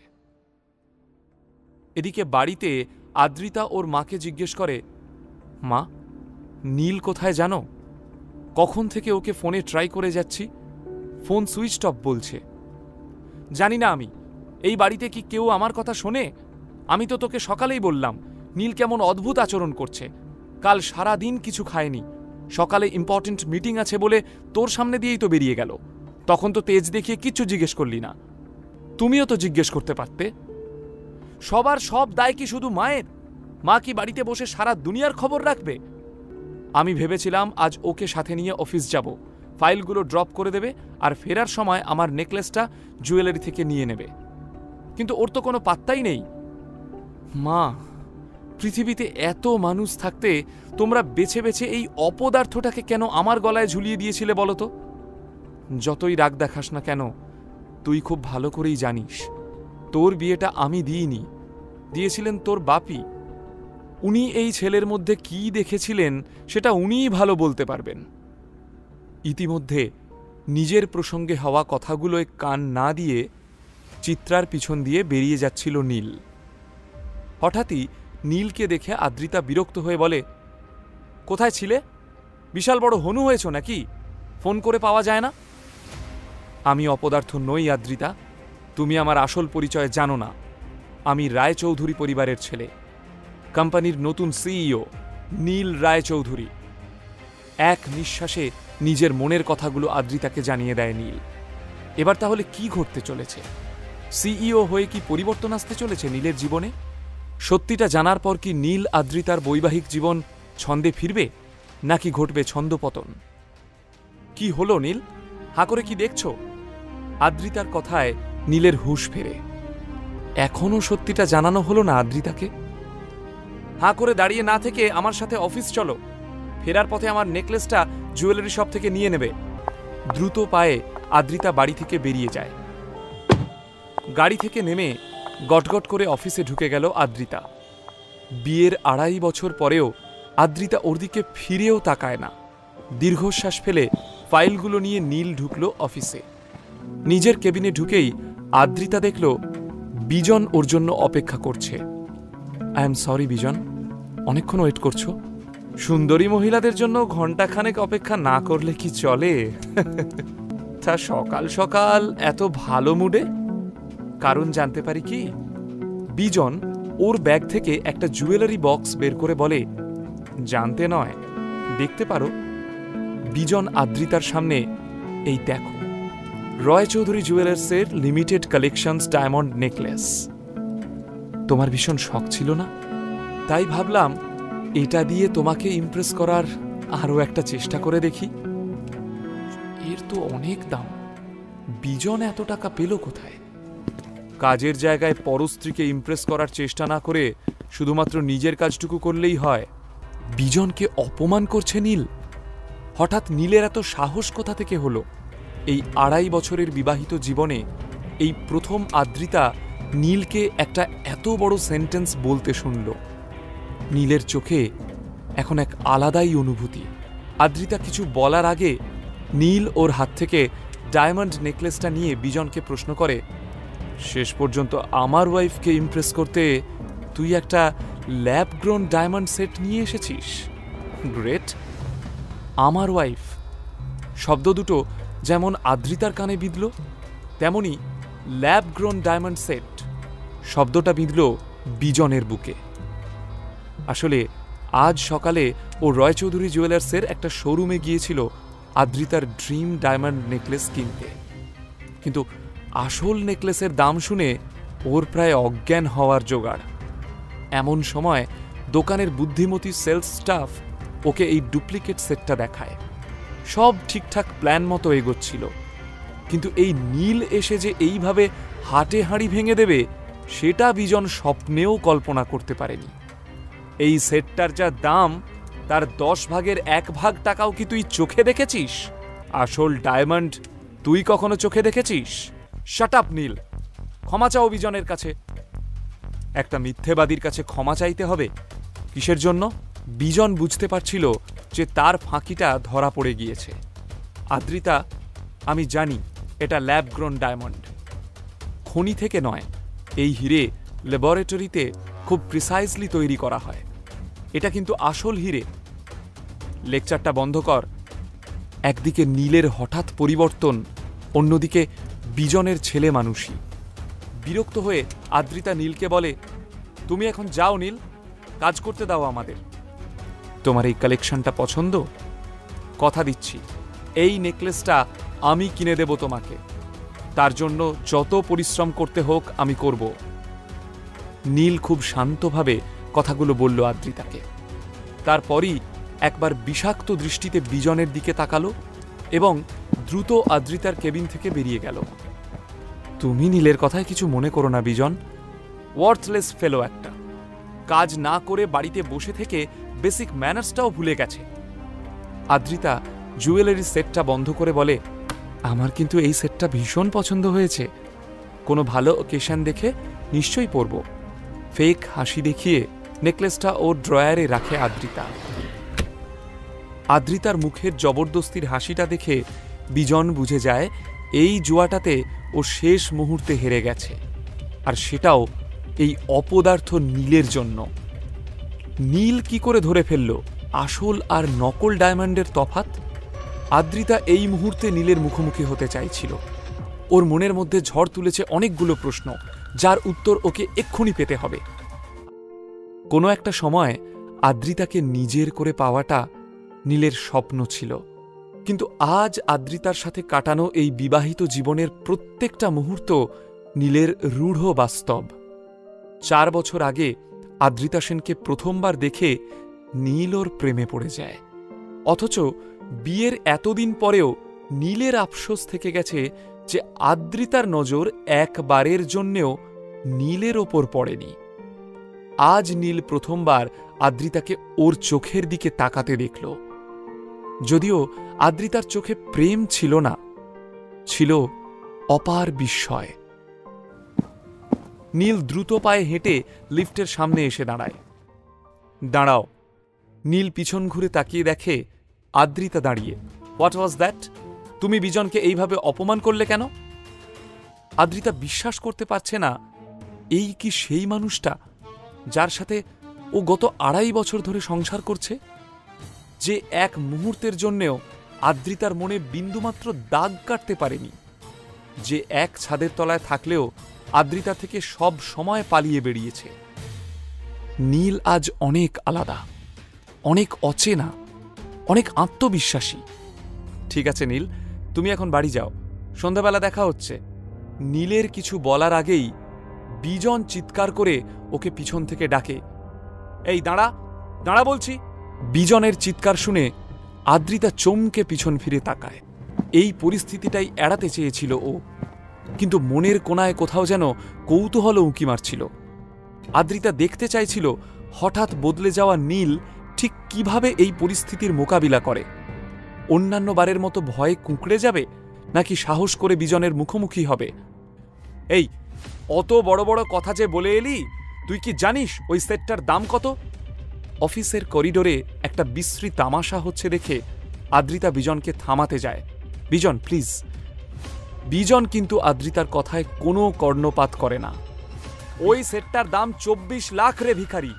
তুই নিজেকে নিলামে তুললেও এর 1000 ভাগের 1 ভাগ পাবি না, জানিস কি সেটা? লজ্জায় অপমানে আদ্রিতা চোখ বন্ধ করে ফেলে। আদ্রিতার কষ্ট নীলের চোখে পড়তেই ও আদ্রিতাকে দেখিয়ে বলে, ওই যে মহিলাকে দেখছিস, ও আমার স্ত্রী, তাই ওকে দামি গিফট দিয়ে ইমপ্রেস করার তোর কোনো প্রয়োজন ছিল না। টাকাটা যদি গায়ে লাগে তাহলে সেটটা শোরুমে ফেরত দিয়ে দে, ওদের মানি ব্যাক পলিসি রয়েছে। ফালতু গলাবাজি করিস না, সবাই জানে ফাঁকা কলসি বাজে বেশি। নীলের উত্তরে পিছনে দাঁড়িয়ে থাকা স্টাফেরা মুখ টিপে হাসতে শুরু করে। অফিস স্টাফদের সামনে নিজেকে উপহাসের পাত্র হতে দেখে দ্রুত লিফটে উঠে পড়ে বিজন। নীল কিন্তু বেশ শান্ত, মুখে বাঁকা হাসি নিয়ে পাশের লিফটে ওঠে। ঠিক তখনই লিফটের দরজাটা বন্ধ হয়ে যায়। আদ্রিতা অবাক চোখে নীলের যাওয়ার দিকে তাকিয়ে রয়েছে। এ কোন নীলকে দেখছে সে? এতদিন কি নীল তাহলে কোনো মুখোশ পরেছিল? এই নীল তো একেবারে অচেনা। এই বদলে যাওয়া নীল কি আদ্রিতার মনে কোনো ঝড় তুলতে পারবে? ঠান্ডা এসি কেবিনে দরদর করে ঘামছিল আদ্রিতা। বিজনের সাথে বন্ধুত্বটা নিছক সহজ কাজ ছিল না। সেন কর্পোরেশনের ইনভেস্টর হিসাবে বিজনকে আনাটাই আদ্রিতার উদ্দেশ্য ছিল। শুধুমাত্র ডুবতে বসা সেন কর্পোরেশনের লস নয়, আজকের ডেটে কোম্পানি চলছেই বিজনের ইনিশিয়াল ইনভেস্টমেন্টে। আজ সেই বিজনকেই পুরো স্টাফের সামনে চূড়ান্ত অপমান করল নীল। না হয় হারটা নকল হীরের ছিল, কিন্তু তাই বলে বিজনের ইগো হার্ট করার কি দরকার ছিল নীলের? কে জানে এখন বিজন তার কোম্পানিতে টাকা লাগাতে রাজি হবে কিনা। যদি কোনোভাবে বেঁকে বসেও, তাহলে এই কোম্পানির কি হবে? কি হবে সেন পরিবারের? ঠোঁট কামড়ে আদ্রিতা ভাবল ভুলটা ওর নিজেরই। ওই অপদার্থ নীলটাকে ওর অফিসে ডাকাই উচিত হয়নি। বাইরে এসে খোলা আকাশের নিচে দাঁড়িয়ে নীল অনেক দিন বাদে বুক ভরে নিঃশ্বাস নিল। আজ নীলের নিজেকে জীবিত মনে হচ্ছিল। তখনই নীল দেখে ফোনের স্ক্রিনে ওর দাদু শশাঙ্কবাবুর নাম ভেসে উঠেছে। মিস্টার রায়চৌধুরী, আমি এইমাত্র আপনাকে কল করতে যাচ্ছিলাম। বাহ, তাহলে বুড়ো দাদুটার কথা মাঝে মধ্যেই মনে পড়ে তোর? আমার কথা পরে বলছি, আগে আপনি আপনার দরকারটা বলুন। কেন, দরকার ছাড়া কি আমি আমার দাদু ভাইকে ফোন করতে পারি না? আপনি এবং আমরা দুজনেই শুধুমাত্র দরকারের সম্পর্কে বাঁধা, তাই দরকার ছাড়া আমরা কেউ কাউকে ফোন করি না। সেটা না বললেও বোঝা যায়। তাই বলে ফেলুন কি দরকার। তোর জন্য একটা সুখবর আছে। সামনের মাসের 1 তারিখে রয় চৌধুরী গ্রুপ অফ ইন্ডাস্ট্রিজের সিইও হিসাবে তোর জয়েনিং। তবে তার আগে তোকে একজনের সাথে একটু দেখা করে নিতে হবে। আমি তোকে ভেন্যু আর টাইমটা এক্ষুনি হোয়াটসঅ্যাপ করছি। আমি আপনার একটা ডিমান্ড মেনে নিলাম, তবে তার পরিবর্তে আপনাকে আমার ঠিক 2টো ডিমান্ড মানতে হবে। আমার ফার্স্ট ডিমান্ড, আমাদের যে লিমিটেড কালেকশন ডায়মন্ড নেকলেস আছে তার একটা আমার বলা অ্যাড্রেসে আজ বিকালের মধ্যে পৌঁছে দিতে হবে। আর সেকেন্ড ডিমান্ডটা আমি আপনাকে হোয়াটসঅ্যাপ করে দিচ্ছি। নীল, এটা কিন্তু ডিমান্ড নয়, টর্চার হয়ে যাচ্ছে। কি অদ্ভুত ব্যাপার না? আপনার কাছে আপনার ডিমান্ডটা ঠিক, আর আমার ডিমান্ডটা টর্চার হয়ে গেল। আপনাকে কেন বারবার মনে করিয়ে দিতে হয় যে এখন আপনার আমাকে প্রয়োজন? এখনো কোম্পানির সিইও বসনি তুই, তার আগে কোটি টাকার গিফটের আবদার। মানুষ আবদার করে আপনজনের থেকে, এটা আবদার নয়, দাবি। আর এই দাবি না মেটালে আপনাকে অনেক দামি কিছু হারাতে হবে। এবার আপনি ভেবে দেখুন কি করবেন। শশাঙ্কবাবুর উত্তরের অপেক্ষা না করেই ফোনটা কেটে দেয় নীল। শশাঙ্কবাবু যে অন্যায়টা নীল আর তার বাবার উপর করেছেন তারপর নীলের পক্ষে ওনাকে বিশ্বাস করা সম্ভব নয়।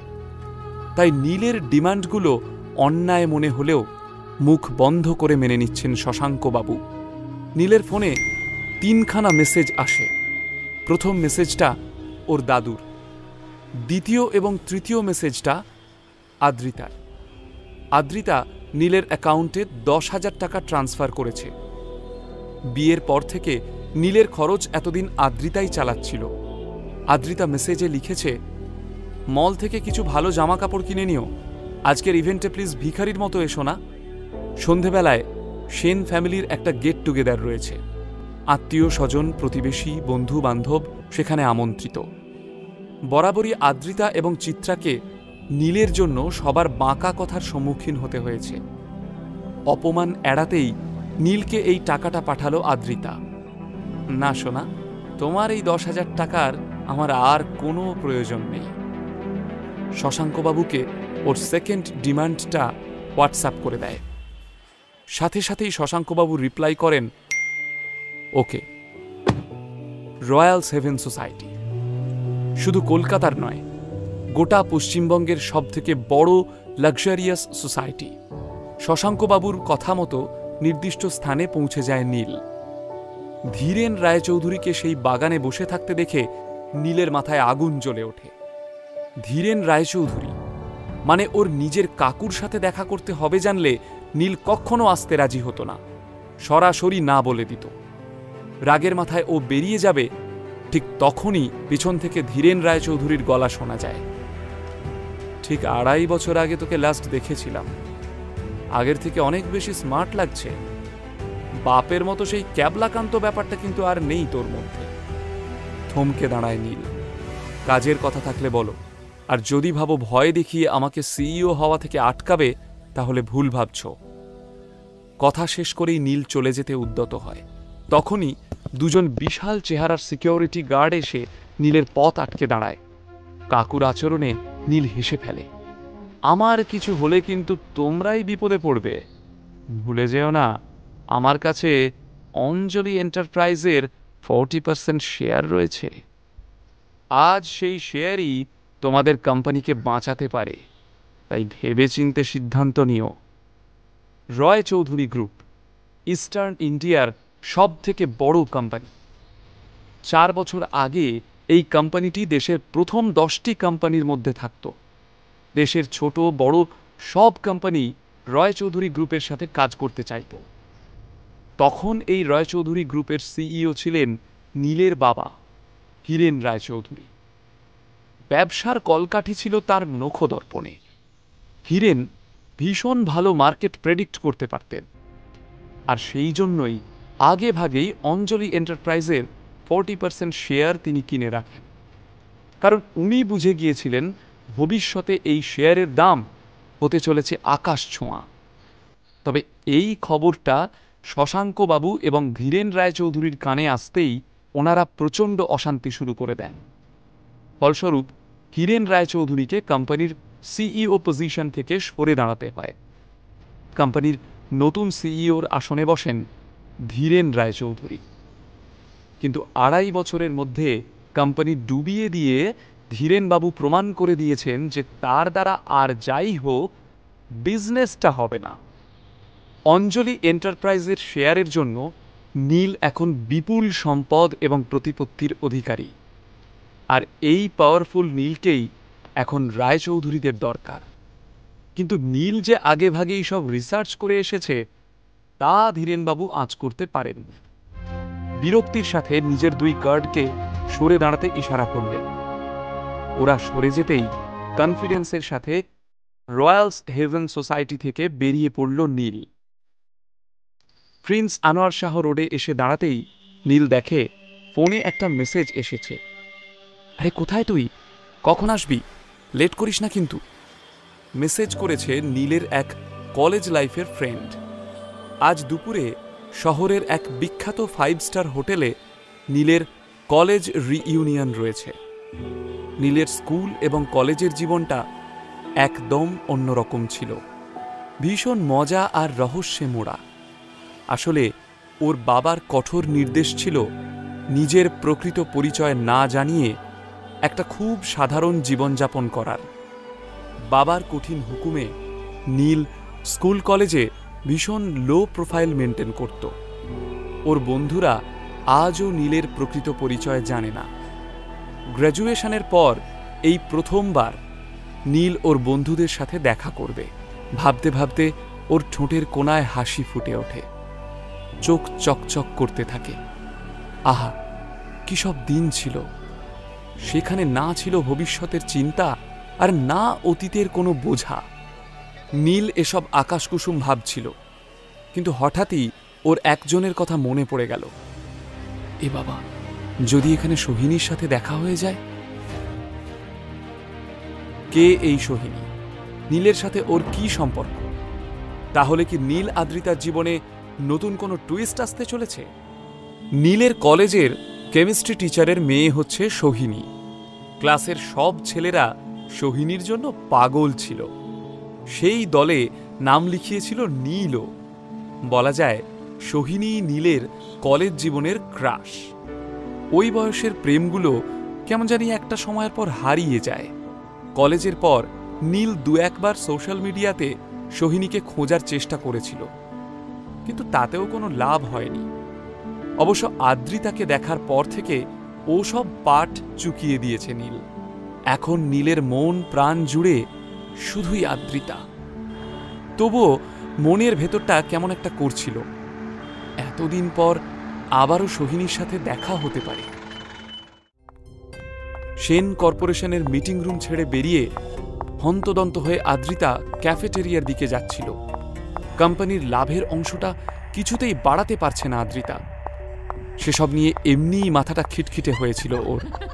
তার উপর আদ্রিতা দেখে ওর অফিস স্টাফরা ওয়ার্কিং আওয়ার্সে ক্যাফেটেরিয়ায় বসে হাহা হিহি করছে। আসলে আদ্রিতার কিছু অফিস স্টাফ নীলকে নিয়ে আলোচনা করছিল। আস্তে আস্তে এবার আমার পেট ফেটে যাবে রে। 2 পয়সার মুরদ নেই, ম্যাডামের পয়সায় খায়, আবার ম্যাডামকেই কথা শোনায়। আমি কিন্তু আদ্রিতা ম্যাডামকে ভীষণ অ্যাডমায়ার করি। উনি যে কেন এই ছেলেটার সাথে রয়েছেন, এতদিনে তো ওনাদের ডিভোর্স হয়ে যাওয়া উচিত। আরে প্রথমে তো আদ্রিতা ম্যাডামের পেছন পেছন যাচ্ছিল, তখন তো দেখে মনে হচ্ছিল ম্যাডামের চাকর। তারপর দুম করে কেবিন থেকে বেরিয়ে এসে কি হুম্বি তম্বি, বাহ, বলে কিনা বিজন স্যারের আনা অত দামি হীরের হার নাকি নকল। জীবনে রূপো চোখে দেখেছে, হীরে তো দূরের কথা। সবাই পেছন ফিরে ক্যাফেটেরিয়ার দরজার দিকে তাকাতেই দেখলো আদ্রিতা ম্যাডাম দাঁড়িয়ে রয়েছে। আদ্রিতার চোখ মুখ দেখে সবার বুক কেঁপে উঠল। আদ্রিতার স্টাফরা খুব ভালো মতো জানে আদ্রিতা রেগে গেলে কারও রক্ষে নেই। স্টাফরা কোনো রকমে পালিয়ে বাঁচল। ওর সারা শরীর যেন ঘিন ঘিন করছিল নীলের জন্য। শুধুমাত্র নীলের জন্য আজ আদ্রিতার স্টাফরা ওকে নিয়ে হাসাহাসি করছিল, ঠাট্টা তামাশা করছিল। নিজের কেবিনে ঢুকে সশব্দে কেবিনের দরজাটা বন্ধ করে দেয় আদ্রিতা। খাঁচায় বন্দি বাঘিনীর মতো ছটফট করছে সে।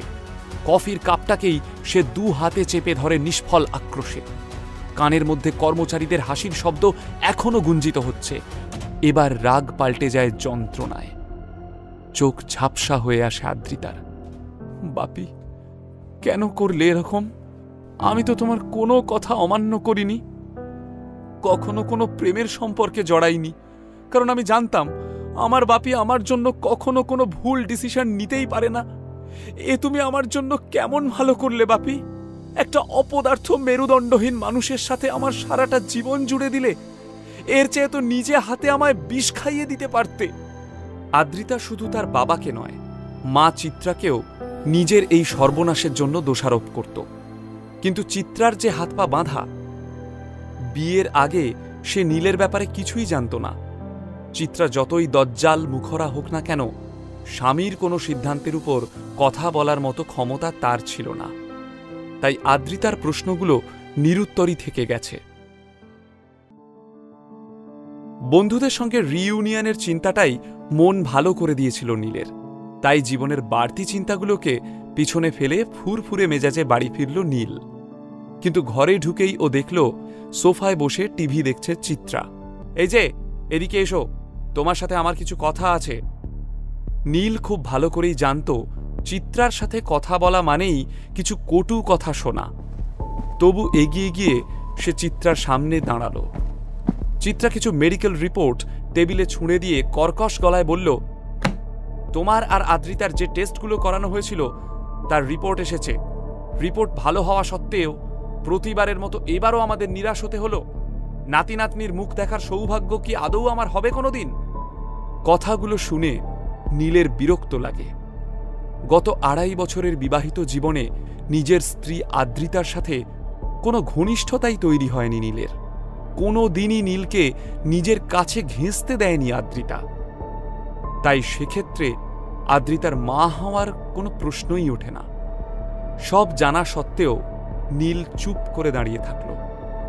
অনেক সময় এসব সমস্যা জেনেটিকও হয়। তুমি এক কাজ করো, তোমার বাবা মা দুজনকেই বলো হসপিটালে গিয়ে ফুল বডি চেক আপ করিয়ে নিতে। যা খরচাপাতি হবে সেসব আমি দিয়ে দেব। চমকে তাকালো নীল। বাবা মায়ের ব্যাপারে এমন মন্তব্য শুনে ওর রাগ হলো। আমার বাবা মা দুজনেই সুস্থ, ওদের চেক আপের কোনো প্রয়োজন নেই। বাবা, দিন দিন দেখছি তোমার স্পর্ধা মাত্রা ছাড়িয়ে যাচ্ছে। তোমার তো সৌভাগ্য বলতে হবে যে আমি টাকা দিয়ে তোমার বাবা মায়ের ফুল বডি চেক আপ করাবো। জীবনে কখনো এত বড় হসপিটাল চোখে দেখেছে তোমার বাপ মা? তোমার তো তাদেরকে সরকারি স্বাস্থ্যকেন্দ্রে নিয়ে যাওয়ারও ক্ষমতা নেই। অপমানে মুখ লাল হয়ে যায় নীলের, কিন্তু তার সাথে এক রাশ মন খারাপও জমা হয়। নিজের মন থেকে সমস্ত মালিন্য ঝেড়ে ফেলে রিইউনিয়ন পার্টিতে যাওয়ার জন্য তৈরি হলো নীল। মনে এক রাশ অপেক্ষা আর আনন্দ নিয়ে সে রওনা হলো। শহরের অন্যতম নামী ইম্পেরিয়াল হোটেলেই রিইউনিয়নের ব্যবস্থা করা হয়েছিল। নীল সেই হোটেলের পার্কিংয়ে এসে দাঁড়ালো। নীলের অবস্থা দেখে হোটেলের দারোয়ানরাও মুচকি হাসল, কিন্তু তাতে বিশেষ পাত্তা দিল না নীল। ফুরফুরে মনে সবে মাত্র হোটেলে প্রবেশ করতে যাচ্ছে, পিছন থেকে একটা ডাক শুনে থমকে দাঁড়ালো। আইরে আমার জন্য একটু দাঁড়া। পেছন ফিরতেই নীলের মুখে অনাবিল হাসি ফুটে উঠল। একটা লাল রঙের মার্সিডিজ থেকে ঝাঁকড়া চুলের যে সুদর্শন ছেলেটি নেমে এসেছে, ও নীলের বন্ধু শুভ্র। নীল প্রফুল্ল মনে এগিয়ে গেল শুভ্রর দিকে। আরে ভাই, কতদিন পর তোর সঙ্গে দেখা, কেমন আছিস বল? শুভ্র চোখ দিয়ে মেপে নিল নীলকে। নীলের পোশাক সুন্দর হলেও দামের দিক থেকে শুভ্রর ধারে কাছেও যাচ্ছে না। তাই দেখে শুভ্রর চোখে স্পষ্ট কৌতুকের ছাপ প্রকাশ পেল। নিজেই দেখে বুঝে নে কেমন আছি। দেখে তো ফ্যান্টাস্টিক মনে হচ্ছে। শুভ্র একটা অহংকারী ভঙ্গিতে বলল, ওই আর কি, এই যেমন লাস্ট মান্থে এই গাড়িটা কিনলাম, বেশি না, ওই 50 লাখ পড়ল বুঝলি। অর্থ কৌলিন্য দিয়ে সম্মান কেনাতে কোনোদিনই আগ্রহী নয় নীল, কিন্তু ও বুঝতে পারল যে শুভ্র ওকে পয়সার দেমাক দেখাচ্ছে। তবে এই নীল তো একদম আলাদা। ও কি মুখ বুঝে সব সয়ে যাবে, নাকি নতুন কোনো খেলা শুরু করবে? বেশ রহস্য নিয়ে নীল শুভ্রকে বলল, তোকে একটা ম্যাজিক দেখাবো। নীল ঠিক কি করতে চাইছে শুভ্রর সাথে? কি ঘটতে চলেছে এই পার্টিতে? সোহিনীর সাথে দেখা হওয়ার পর কি হবে? নীলের সেই দ্বিতীয় শর্তটাই বা কি ছিল? আর সেই ডায়মন্ড নেকলেসটা কি পেল আদ্রিতা? আজকাল ম্যাজিক দেখিয়ে পেট চালাচ্ছিস নাকি? বলেই হো হো করে হাসতে শুরু করল শুভ্র। তোর গাড়িটা তো দেখলাম, এবার আমার পক্ষীরাজটা দেখ।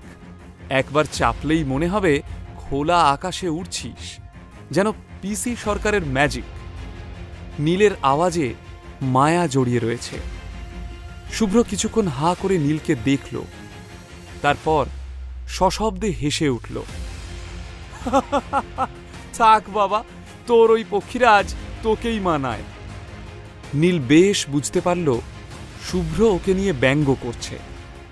আগেও শুভ্র এমনই ছিল, আজও সেই প্রবণতা ওর যায়নি। নিজের মনের ভাব প্রকাশ না করে শুভ্রর সাথে রিইউনিয়ন পার্টি হলে ঢুকে পড়ল নীল। শুভ্রর পোশাকের চাকচিক্য, ওর বড়লোকি চালে প্রায় সব বন্ধুরাই ওকে নিয়ে মাতামাতি শুরু করল। বাইরের দেখনদারি নেই বলে নীলকে যেন চিনতে পেরেও না চেনার ভান করল সবাই। আঘাত পেল নীল। অনেক প্রত্যাশা নিয়ে সে এসেছিল এখানে, তার ফেলে আসা শৈশব খুঁজে পাবে বলে। কিন্তু সময়ের সাথে সাথে মানুষ কত পাল্টে যায়। স্কুল কলেজে এক বেঞ্চে বসা বন্ধুরা জীবনে প্রতিষ্ঠিত হওয়ার পর আর যেন চিনতেও পারছে না নীলকে। আহত নীলের মনে হল, আসলে এই দুনিয়ায় সবাই টাকার বশ। নীল পার্টি হলের কোণে একটা চেয়ারে গিয়ে বসে। ঠিক তখনই ওর মোবাইলে একটা মেসেজ আসে। সেই মেসেজটা দেখে নীলের মুখে চওড়া একটা হাসি ফুটে ওঠে। ফোনের স্ক্রিনে ভেসে উঠেছে, 2 crore is credited in your bank account। নিজেকে যেন রাজার মতো মনে হচ্ছে নীলের। নীল শশাঙ্ক রায়চৌধুরীকে বলেছিল, আগামী 24 ঘন্টার মধ্যে যদি 2 কোটি টাকা তার অ্যাকাউন্টে ক্রেডিট না হয়, তবে রায়চৌধুরীদের সঙ্গে হওয়া তার কন্ট্রাক্ট বাতিল হয়ে যাবে। শশাঙ্ক রায়চৌধুরী তার কথা রেখেছেন। রায়চৌধুরীরা এখন প্রায় নীলের বশেই, আর সেটা খুব ভালোভাবে বুঝতে পারে নীল। হঠাৎই একটা হইচই পড়ে যায় পার্টি হলে। সে দেখে সব বন্ধুরা হলের গেটের কাছে ভিড় করেছে। সে উঁকি ঝুঁকি মেরে কিছু লোককে সরিয়ে গেটের কাছে যেতেই দেখতে পেল সোহিনীকে। বাহ, কি অপরূপ সুন্দরী দেখাচ্ছে ওকে। কলেজ জীবনের ক্রাশকে দেখে মুগ্ধ হয়ে গেল নীল। ও ভাবল একবার কাছে গিয়ে সোহিনীর কুশল সংবাদ নেওয়া যাক। কিন্তু ঠিক তখনই শুভ্র চোখ পাকিয়ে বলা শুরু করল, এই তোরা সবাই শোন, একটা দারুণ গুড নিউজ আছে। সোহিনী, তুই বলবি না আমরা বলবো? সোহিনী কিছু বলার আগেই শুভ্র বলল, আমাদের সোহিনী কোন কোম্পানিতে মডেলিংয়ের কন্ট্রাক্ট পেয়েছে জানিস? The great Roy Chowdhury industries. এই শুনে সবাই হাততালি দিয়ে উঠল, অভিনন্দন জানালো সোহিনীকে। নীল কিন্তু মনে মনে মজা পাচ্ছিল। যে কোম্পানির সঙ্গে চুক্তিবদ্ধ হওয়ার আনন্দে সোহিনী এত উচ্ছ্বসিত, শুভ্র সহ বাকিরাও ওকে তেল দিতে ব্যস্ত, সেই কোম্পানিরই ভাবী সিইও শ্রীমান নীল রায়চৌধুরী। অথচ কেউ সে কথা জানে না। এখনই একটা অটোগ্রাফ দিয়ে রাখ সোহিনী, পরে তো আর নাগাল পাওয়া যাবে না। এই শুনে সবাই একচোট হেসে নিল। রায়চৌধুরীদের প্রডিউস করার প্রায় সবকটা সিনেমাই কিন্তু সুপার ডুপার হিট। ওইসব মুভিতে একবার চান্স পাওয়ার পর কোনো অভিনেতাদেরই আর ফিরে তাকাতে হয়নি। তাদের ক্যারিয়ার সেট হয়ে গেছে। আমি শিওর তোর ক্ষেত্রেও তাই হবে। সোহিনী একটু অহংকারী হাসি হেসে এমন ভাব করল যেন এইসব প্রশংসায় ওর কিচ্ছু আসে যায় না। ধীরে ধীরে একটা চেয়ারে এসে বসল সোহিনী। তার ঠিক উল্টো দিকের চেয়ারে গিয়ে বসল নীল। কিন্তু নীল বসার পর সোহিনী এমন ভান করল যেন ও নীলকে দেখতেই পাচ্ছে না। নীল যেন অদৃশ্য মানুষ। খারাপ লাগলেও হাসি মুখে সোহিনীর দিকে হাত বাড়িয়ে দিল নীল, অভিনন্দন জানাবে বলে। কিন্তু সোহিনীর বোধহয় অস্বস্তি হচ্ছিল, তাই উসখুস করে সোহিনী নিজেই নীলকে বলল, সরি নীল, আমার পাশের সিটটা আমার বেস্ট ফ্রেন্ডের জন্য বুকড রয়েছে, তুই এই সিটটা ছেড়ে দিবি প্লিজ। নীল বুঝতে পারল সোহিনীও ওকে এড়িয়ে যেতে চাইছে। মনে যন্ত্রণা নিয়ে ফিরে যাচ্ছিল নীল, কিন্তু কিছুটা যেতেই ও থমকে দাঁড়ালো। মনে মনে ভাবল, এত সহজে কোনো কনক্লুশনে আসাটা কি ঠিক? আজকেই যাচাই করে নেওয়া যাবে যে টাকার গরমে সোহিনীরও কি বাকিদের মতো মাটিতে পা পড়ে না, নাকি সোহিনী এখনো আগের মতো ভালো মানুষ রয়ে গেছে। এ বাবা, ওই দেখো, তোমার কলেজ জীবনের বেস্ট ফ্রেন্ড প্রিয়াঙ্কা এবং শুভ্র দুজনেই তোমায় ল্যাং মেরে বার কাউন্টারে বসে গল্প করছে। ওরা কি তোমার পাশে আর বসবে? নীলের এই কথা শোনার জন্য প্রস্তুত ছিল না সোহিনী।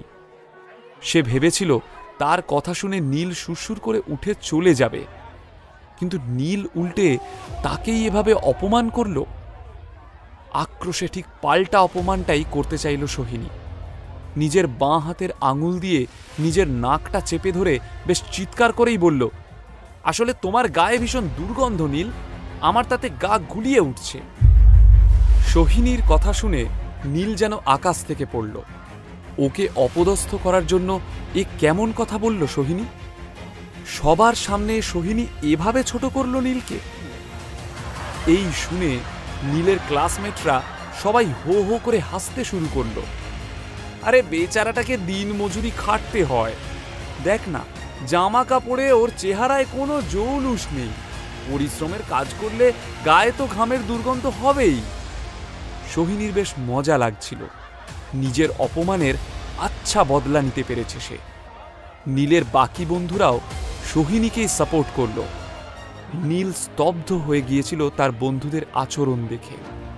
নীলের পোশাকে চাকচিক্যের অভাব, তাই তার বন্ধুরা তাকে এইভাবে তাচ্ছিল্য করছে, হেনস্থা করছে, এমনটা সে দুঃস্বপ্নেও ভাবেনি। হঠাৎই একজন এসে নীলের হাতটা ধরল এবং ভিড়ের বাইরে টেনে নিয়ে গেল তাকে। নীল সেই মুহূর্তেই বুঝতে পারল এটা তার স্কুল ও কলেজ জীবনের সব থেকে কাছের বন্ধু মিহির। কারণ এই কাজটা মিহির আজীবনই করে এসেছে। হ্যাঁ রে, বিয়ে করেও তোর সোহিনীর জন্য প্রেম গেল না? ফালতু চারটে খিস্তি খাওয়ার জন্য কেন ওর পেছনে ঘুরঘুর করছিস? আর সেই মুহূর্তেই অট্ট হাসি হেসে মিহির এবং নীল একে অপরকে জড়িয়ে ধরল। নীল মনে মনে এইটুকু ভেবে স্বস্তি পেল যে বাকিরা পাল্টে গেলেও মিহির অন্তত আগের মতোই রয়েছে। ওদিকে পার্টি ক্রমেই রঙিন হয়ে উঠছিল। এরই মধ্যে শুভ্র উঠে গিয়ে সোহিনীর হাতটা ধরে বলল, সোহিনী, তুই আজ বাদে কাল স্টার হতে চলেছিস, তো আজ আমাদের জন্য একটা স্টার পারফরমেন্স হয়ে যাক। কলেজের ফ্রেশার্স বা সোশ্যালে তো হেভি নাচ করতিস, প্লিজ সোহিনী।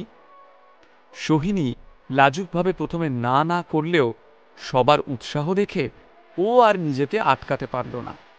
স্টেজে ওঠার পর যেই না সোহিনী কোমর দোলালো, অমনি ছেলেদের মধ্যে তুমুল আলোড়ন সৃষ্টি হলো। না চাইলেও বারবার সেদিকে চোখ চলে যাচ্ছিল নীলের। হায় ভাই নীল, তোকে আর কি দোষ দেব? এমন একটা সুন্দরী গার্লফ্রেন্ড যদি আমার থাকতো, জীবনটা সার্থক হয়ে যেত রে বেটা। শেষে কিনা তুইও। তারপর মিহির আর নীল দুজনেই হো হো করে হেসে উঠল। নীল আরো কিছু বলতে যাচ্ছিল, কিন্তু তার আগেই ওর পকেটের ফোনটা বেজে উঠল। ফোনটা বের করেই চমকে উঠল নীল। কার ফোন? যা দেখে চমকালো নীল। সোহিনীর প্রতি কি নীল আবার আকৃষ্ট হচ্ছে? এবার কি কোনো ত্রিকোণ প্রেমের গল্প শুরু হতে চলেছে আদ্রিতা, নীল এবং সোহিনীর মধ্যে? তাহলে কি আদ্রিতার ফ্যামিলি গেট টুগেদারে কোনো বিশাল ঝড় অপেক্ষা করে রয়েছে? নীল দেখল ওর ফোনে আদ্রিতার নাম ভেসে উঠেছে।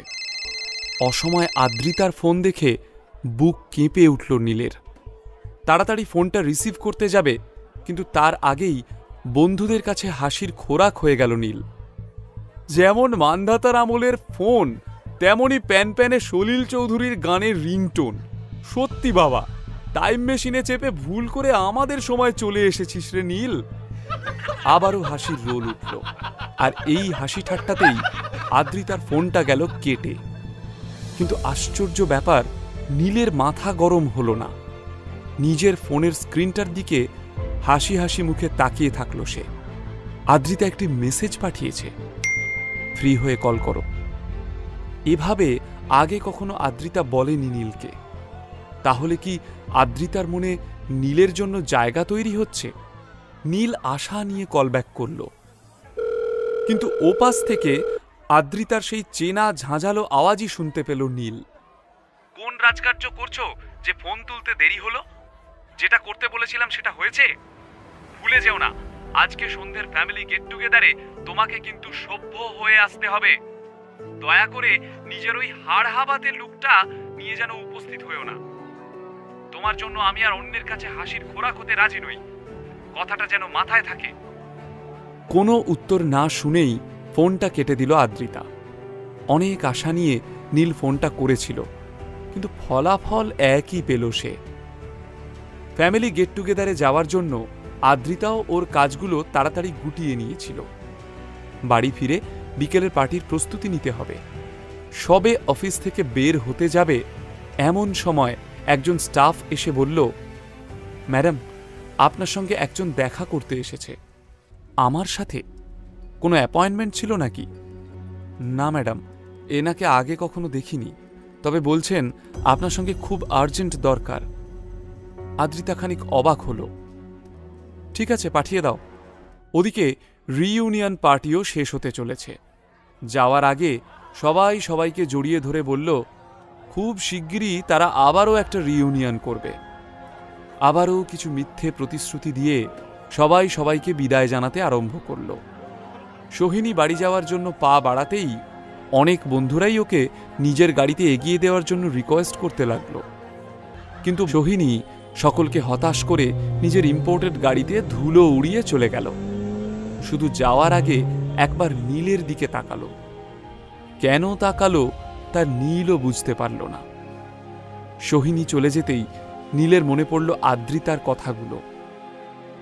বিন্দু মাত্র সময় নষ্ট না করে মিহিরের সাথে নাম্বার এক্সচেঞ্জ করে দ্রুত বেরিয়ে পড়ল নীল। ওদিকে কিছুক্ষণ পরই একজন কালো স্যুট পরা ভদ্রলোক আদ্রিতার কেবিনে এলেন। চেহারা দেখে বলে দিতে হয় না যে বেশ সম্ভ্রান্ত বংশের মানুষ। তার হাতে একটা গিফট প্যাক। বলুন কি ব্যাপারে কথা বলতে চান? ভদ্রলোক খুব বিনীতভাবে সেই গিফট বক্সটা আদ্রিতার দিকে এগিয়ে দিয়ে বললেন, ম্যাডাম, এটা আমাদের বস আপনার জন্য পাঠিয়েছেন। আপনাদের বস? কে বলুন তো? আর এতে কি রয়েছে? বস বলেছেন এই বক্সটি খুলে দেখলেই আপনি ওনার পরিচয় বুঝতে পারবেন। আদ্রিতা সত্যি বুঝতে পারছিল না এমন একটা গিফট বক্স ওকে কে পাঠাতে পারে। নেওয়াটা আদৌ উচিত হবে কিনা তাও বুঝে উঠতে পারছিল না। একটু ইতস্তত করে অবশেষে বক্সটা হাতে নিল আদ্রিতা। ভদ্রলোক আদ্রিতাকে অভিবাদন করে চলে গেলেন, কিন্তু আদ্রিতার মনের ভিতর তখন হাজারো প্রশ্নের ঝড়। কে পাঠালো এই অদ্ভুত উপহার? কি আছে এতে? আদ্রিতার কথা রাখতে নীল শপিং মলে গেল ঠিকই, কিন্তু দামি দামি পাঞ্জাবিগুলোর মধ্যে কোনোটাই ওর তেমন পছন্দ হলো না। বেশ কিছুক্ষণ এইসব বাছাবাছি করার পর নীল রীতিমতো বিরক্ত হয়ে উঠল। অবশেষে সে ফোন করল তার পার্সোনাল সেক্রেটারিকে। রায়চৌধুরী ইন্ডাস্ট্রিজের কর্ণধার শশাঙ্ক রায়চৌধুরী এরই মধ্যে কোম্পানির ভাবি সিইও নীল রায়চৌধুরীর জন্য একজন পার্সোনাল সেক্রেটারির ব্যবস্থা করেছেন। নীলের পার্সোনাল সেক্রেটারিটিও বেশ করিতকর্মা। খুব তাড়াতাড়ি সে নীলের জন্য একটা সুন্দর সিল্কের পাজামা পাঞ্জাবি বেছে ফেলল, যার রংটাও সুন্দর, আবার ফিটিংও সেরা। ট্রায়াল রুমে নিজেকে আয়নায় দেখে নীলের মনে হলো এটা আদ্রিতার নিশ্চয়ই পছন্দ হবে। জামা কাপড় কেনা হলে নীল রওনা হলো বাড়ির পথে। গিফট বক্সটা হাতে নিয়ে অনেকক্ষণ চুপচাপ বসেছিল আদ্রিতা। একদিকে অদম্য কৌতূহল, অন্যদিকে একটা অদ্ভুত অস্বস্তি হচ্ছিল ওর। অবশেষে অস্বস্তিটাকে দমন করে আদ্রিতা গিফট বক্সটা খুলে ফেলল। আর বক্সটা খোলার সঙ্গে সঙ্গে আদ্রিতার চোখ ধাঁধিয়ে গেল হীরের ঝলকানিতে। পাশে দাঁড়ানো দুজন স্টাফ হারটা দেখে আর নিজেদের সংবরণ করতে পারল না। তাদের মুখ দিয়ে বেরিয়ে এলো, ওহ মাই গড, এটা তো ড্রিম লাভার্স নেকলেস। ভারতবর্ষে মাত্র 10 জন মানুষের কাছে এই নেকলেস রয়েছে। সেই লিস্টে ম্যাডামের নামটাও জুড়ে গেল। ম্যাডামের বয়ফ্রেন্ড কি দারুণ একটা উপহার দিয়েছেন। আদ্রিতা স্টাফ দুজনের দিকে এমনভাবে তাকালো যেন চোখ দিয়েই ভস্ম করে দেবে। তারা তড়িঘড়ি সেখান থেকে দৌড়ে পালালো। কিন্তু আদ্রিতার তখনও বিস্ময়ের ঘোর কাটেনি। তার ছোটবেলা থেকেই স্বপ্ন একদিন সে এমন একটা নেকলেস কিনবে। আজ সেই স্বপ্ন পূরণ হলো, কিন্তু তবুও আদ্রিতা স্বস্তি পাচ্ছে না। খুব ভালো করেই বুঝতে পারল যে এই নেকলেসটির প্রতিটি হীরেই আসল এবং ভীষণ রেয়ার, আর তাই কোনো সাধারণ মানুষের পক্ষে এটা কেনা সম্ভব নয়। তার মানে কি বিজনই তাকে এই নেকলেসটা উপহার দিল? নীলের সাথে সকালের বাকবিতণ্ডায় বিজনের খুবই ইগো হার্ট হয়েছে, আর সেই কারণেই বিজন নিজের সর্বস্ব সঞ্চিত অর্থ খরচ করে এই ড্রিম লাভার নেকলেস কিনেছে তার জন্য। আদ্রিতার গাড়িটা হাইওয়ে ধরে দ্রুত ছুটেছে বাড়ির পথে। গাড়িতে বসে আদ্রিতা শুধুমাত্র বিজনের কথাই ভাবতে থাকল। বিজন তার সর্বস্ব বাজি রেখেছে আদ্রিতার ভালো লাগার ড্রিম লাভার নেকলেস কেনার জন্য। বিজনের জন্য তার মনে একটা হালকা ভালো লাগার অনুভূতি ছড়িয়ে পড়ল। ডায়মন্ড নেকলেসে হাত বুলিয়ে আদ্রিতা ভাবল, আজকের বিকেলের গেট টুগেদারে সে এই হারটাই পরবে। এই হারটা পরেই সবার নজর কাড়বেও। নীল যখন বাড়ি ফিরে নিজের ঘরে এলো, তার একটু আগেই আদ্রিতা ফিরেছে। ঘরে ঢোকার মুখেই আদ্রিতার দিকে নজর গেল নীলের। একটা সিঁদুর রঙা বালুচুরি শাড়িতে যেন অপরূপা লাগছে আদ্রিতাকে। আয়নার সামনে দাঁড়িয়ে আদ্রিতা নিজের গলার হারে এক রাস মুগ্ধতা নিয়ে হাত বোলাচ্ছিল। নীল অপলক দৃষ্টিতে তাকিয়ে রইল আদ্রিতার প্রতিবিম্বের দিকে। আয়নাতে নীলের প্রতিচ্ছবি দেখে আদ্রিতার মুখে বিরক্তির চিহ্ন ফুটে উঠল। বেচারি আদ্রিতা জানেও না, যেই নীলের প্রতি এতখানি বিরক্তি তার, সেই নীলই তাকে তার পছন্দের ড্রিম লাভার নেকলেস উপহার দিয়েছে। আদ্রিতা তো ভাবছিল এই নেকলেস বিজনের উপহার। নীলকে দেখে দ্রুত পায়ে সেখান থেকে চলে গেল আদ্রিতা। কিন্তু নীলের মনে কোনো দুঃখ নেই, কারণ এই প্রথম ও আদ্রিতাকে কিছু একটা উপহার দিয়েছে। সেই উপহার পেয়ে আজ আদ্রিতা ভীষণ খুশি, তাই নীলের মনও উৎফুল্ল। এই যে নবাব পুত্তুর, আমার মেয়ের পয়সা ধ্বংস করে পাঞ্জাবি কিনে আনলে, তাও ভালো। তবু যদি এই পোশাক পরলে তোমাকে মানুষ পদবাচ্য মনে হয়, এখন আমার মুখের দিকে তাকিয়ে না থেকে তাড়াতাড়ি তৈরি হয়ে নাও। 5 মিনিটের মধ্যে তৈরি হবে। তোমার জন্য সেন ম্যানসনে পৌঁছাতে যেন দেরি না হয়। নীল চিত্রার কথাগুলো কোনো মতে হজম করে তৈরি হয়ে বেরিয়ে এলো। আদ্রিতা নিজের লাস্ট মিনিট টাচ আপ করছিল। নীলের দিকে চোখ যেতেই এক মুহূর্ত থেমে গেল সে। নীলকে এত হ্যান্ডসাম দেখাচ্ছে পাজামা পাঞ্জাবিতে। কিন্তু তাও আদ্রিতা উদাসীনভাবে চোখ ঘুরিয়ে নিল। নীলই গাড়ি চালিয়ে আদ্রিতা এবং চিত্রাকে নিয়ে পৌঁছে গেল সেন ম্যানসনের সামনে। ততক্ষণে দামি দামি গাড়ির লাইন পড়ে গেছে সেখানে, মনে হচ্ছে যেন গাড়ির মেলা বসেছে। আদ্রিতা আর চিত্রা গাড়ি থেকে নেমে গটগট করে এগিয়ে গেল সেন ম্যানসনের প্রবেশদ্বারের দিকে। যথারীতি পার্কিংয়ে গাড়ি পার্ক করে পিছন পিছন আসতে লাগলো নীল। সেন ম্যানসনে প্রবেশ করতেই সবার নজর কেড়ে নিল আদ্রিতা, কিন্তু কেউই নীলকে খুব একটা পাত্তা দিল না। নীল যেন এক অবাঞ্ছিত অতিথি, অবশ্য নীল এতে অভ্যস্ত। সে চিত্রা আর আদ্রিতাকে ফলো করে সেন ম্যানসনে প্রবেশ করার জন্য পা বাড়ালো, কিন্তু ঠিক তখনই পেছন থেকে একটা অতি পরিচিত গলার ডাক শুনতে পেল সে। দাঁড়াও, চমকে তাকালো নীল। কার কণ্ঠস্বর শুনে এমন চমকালো নীল? সেন পরিবারের ফ্যামিলি গেট টুগেদারে কি কোনো অঘটন ঘটতে চলেছে? আজ রাতে কি কোনো নতুন টুইস্ট ঘটতে চলেছে আদ্রিতা এবং নীলের সম্পর্কে? নিচের ইনস্টল বাটনে ক্লিক করুন এবং পকেট এফএম ডাউনলোড করুন। লিঙ্কটি রয়েছে ডেসক্রিপশনে।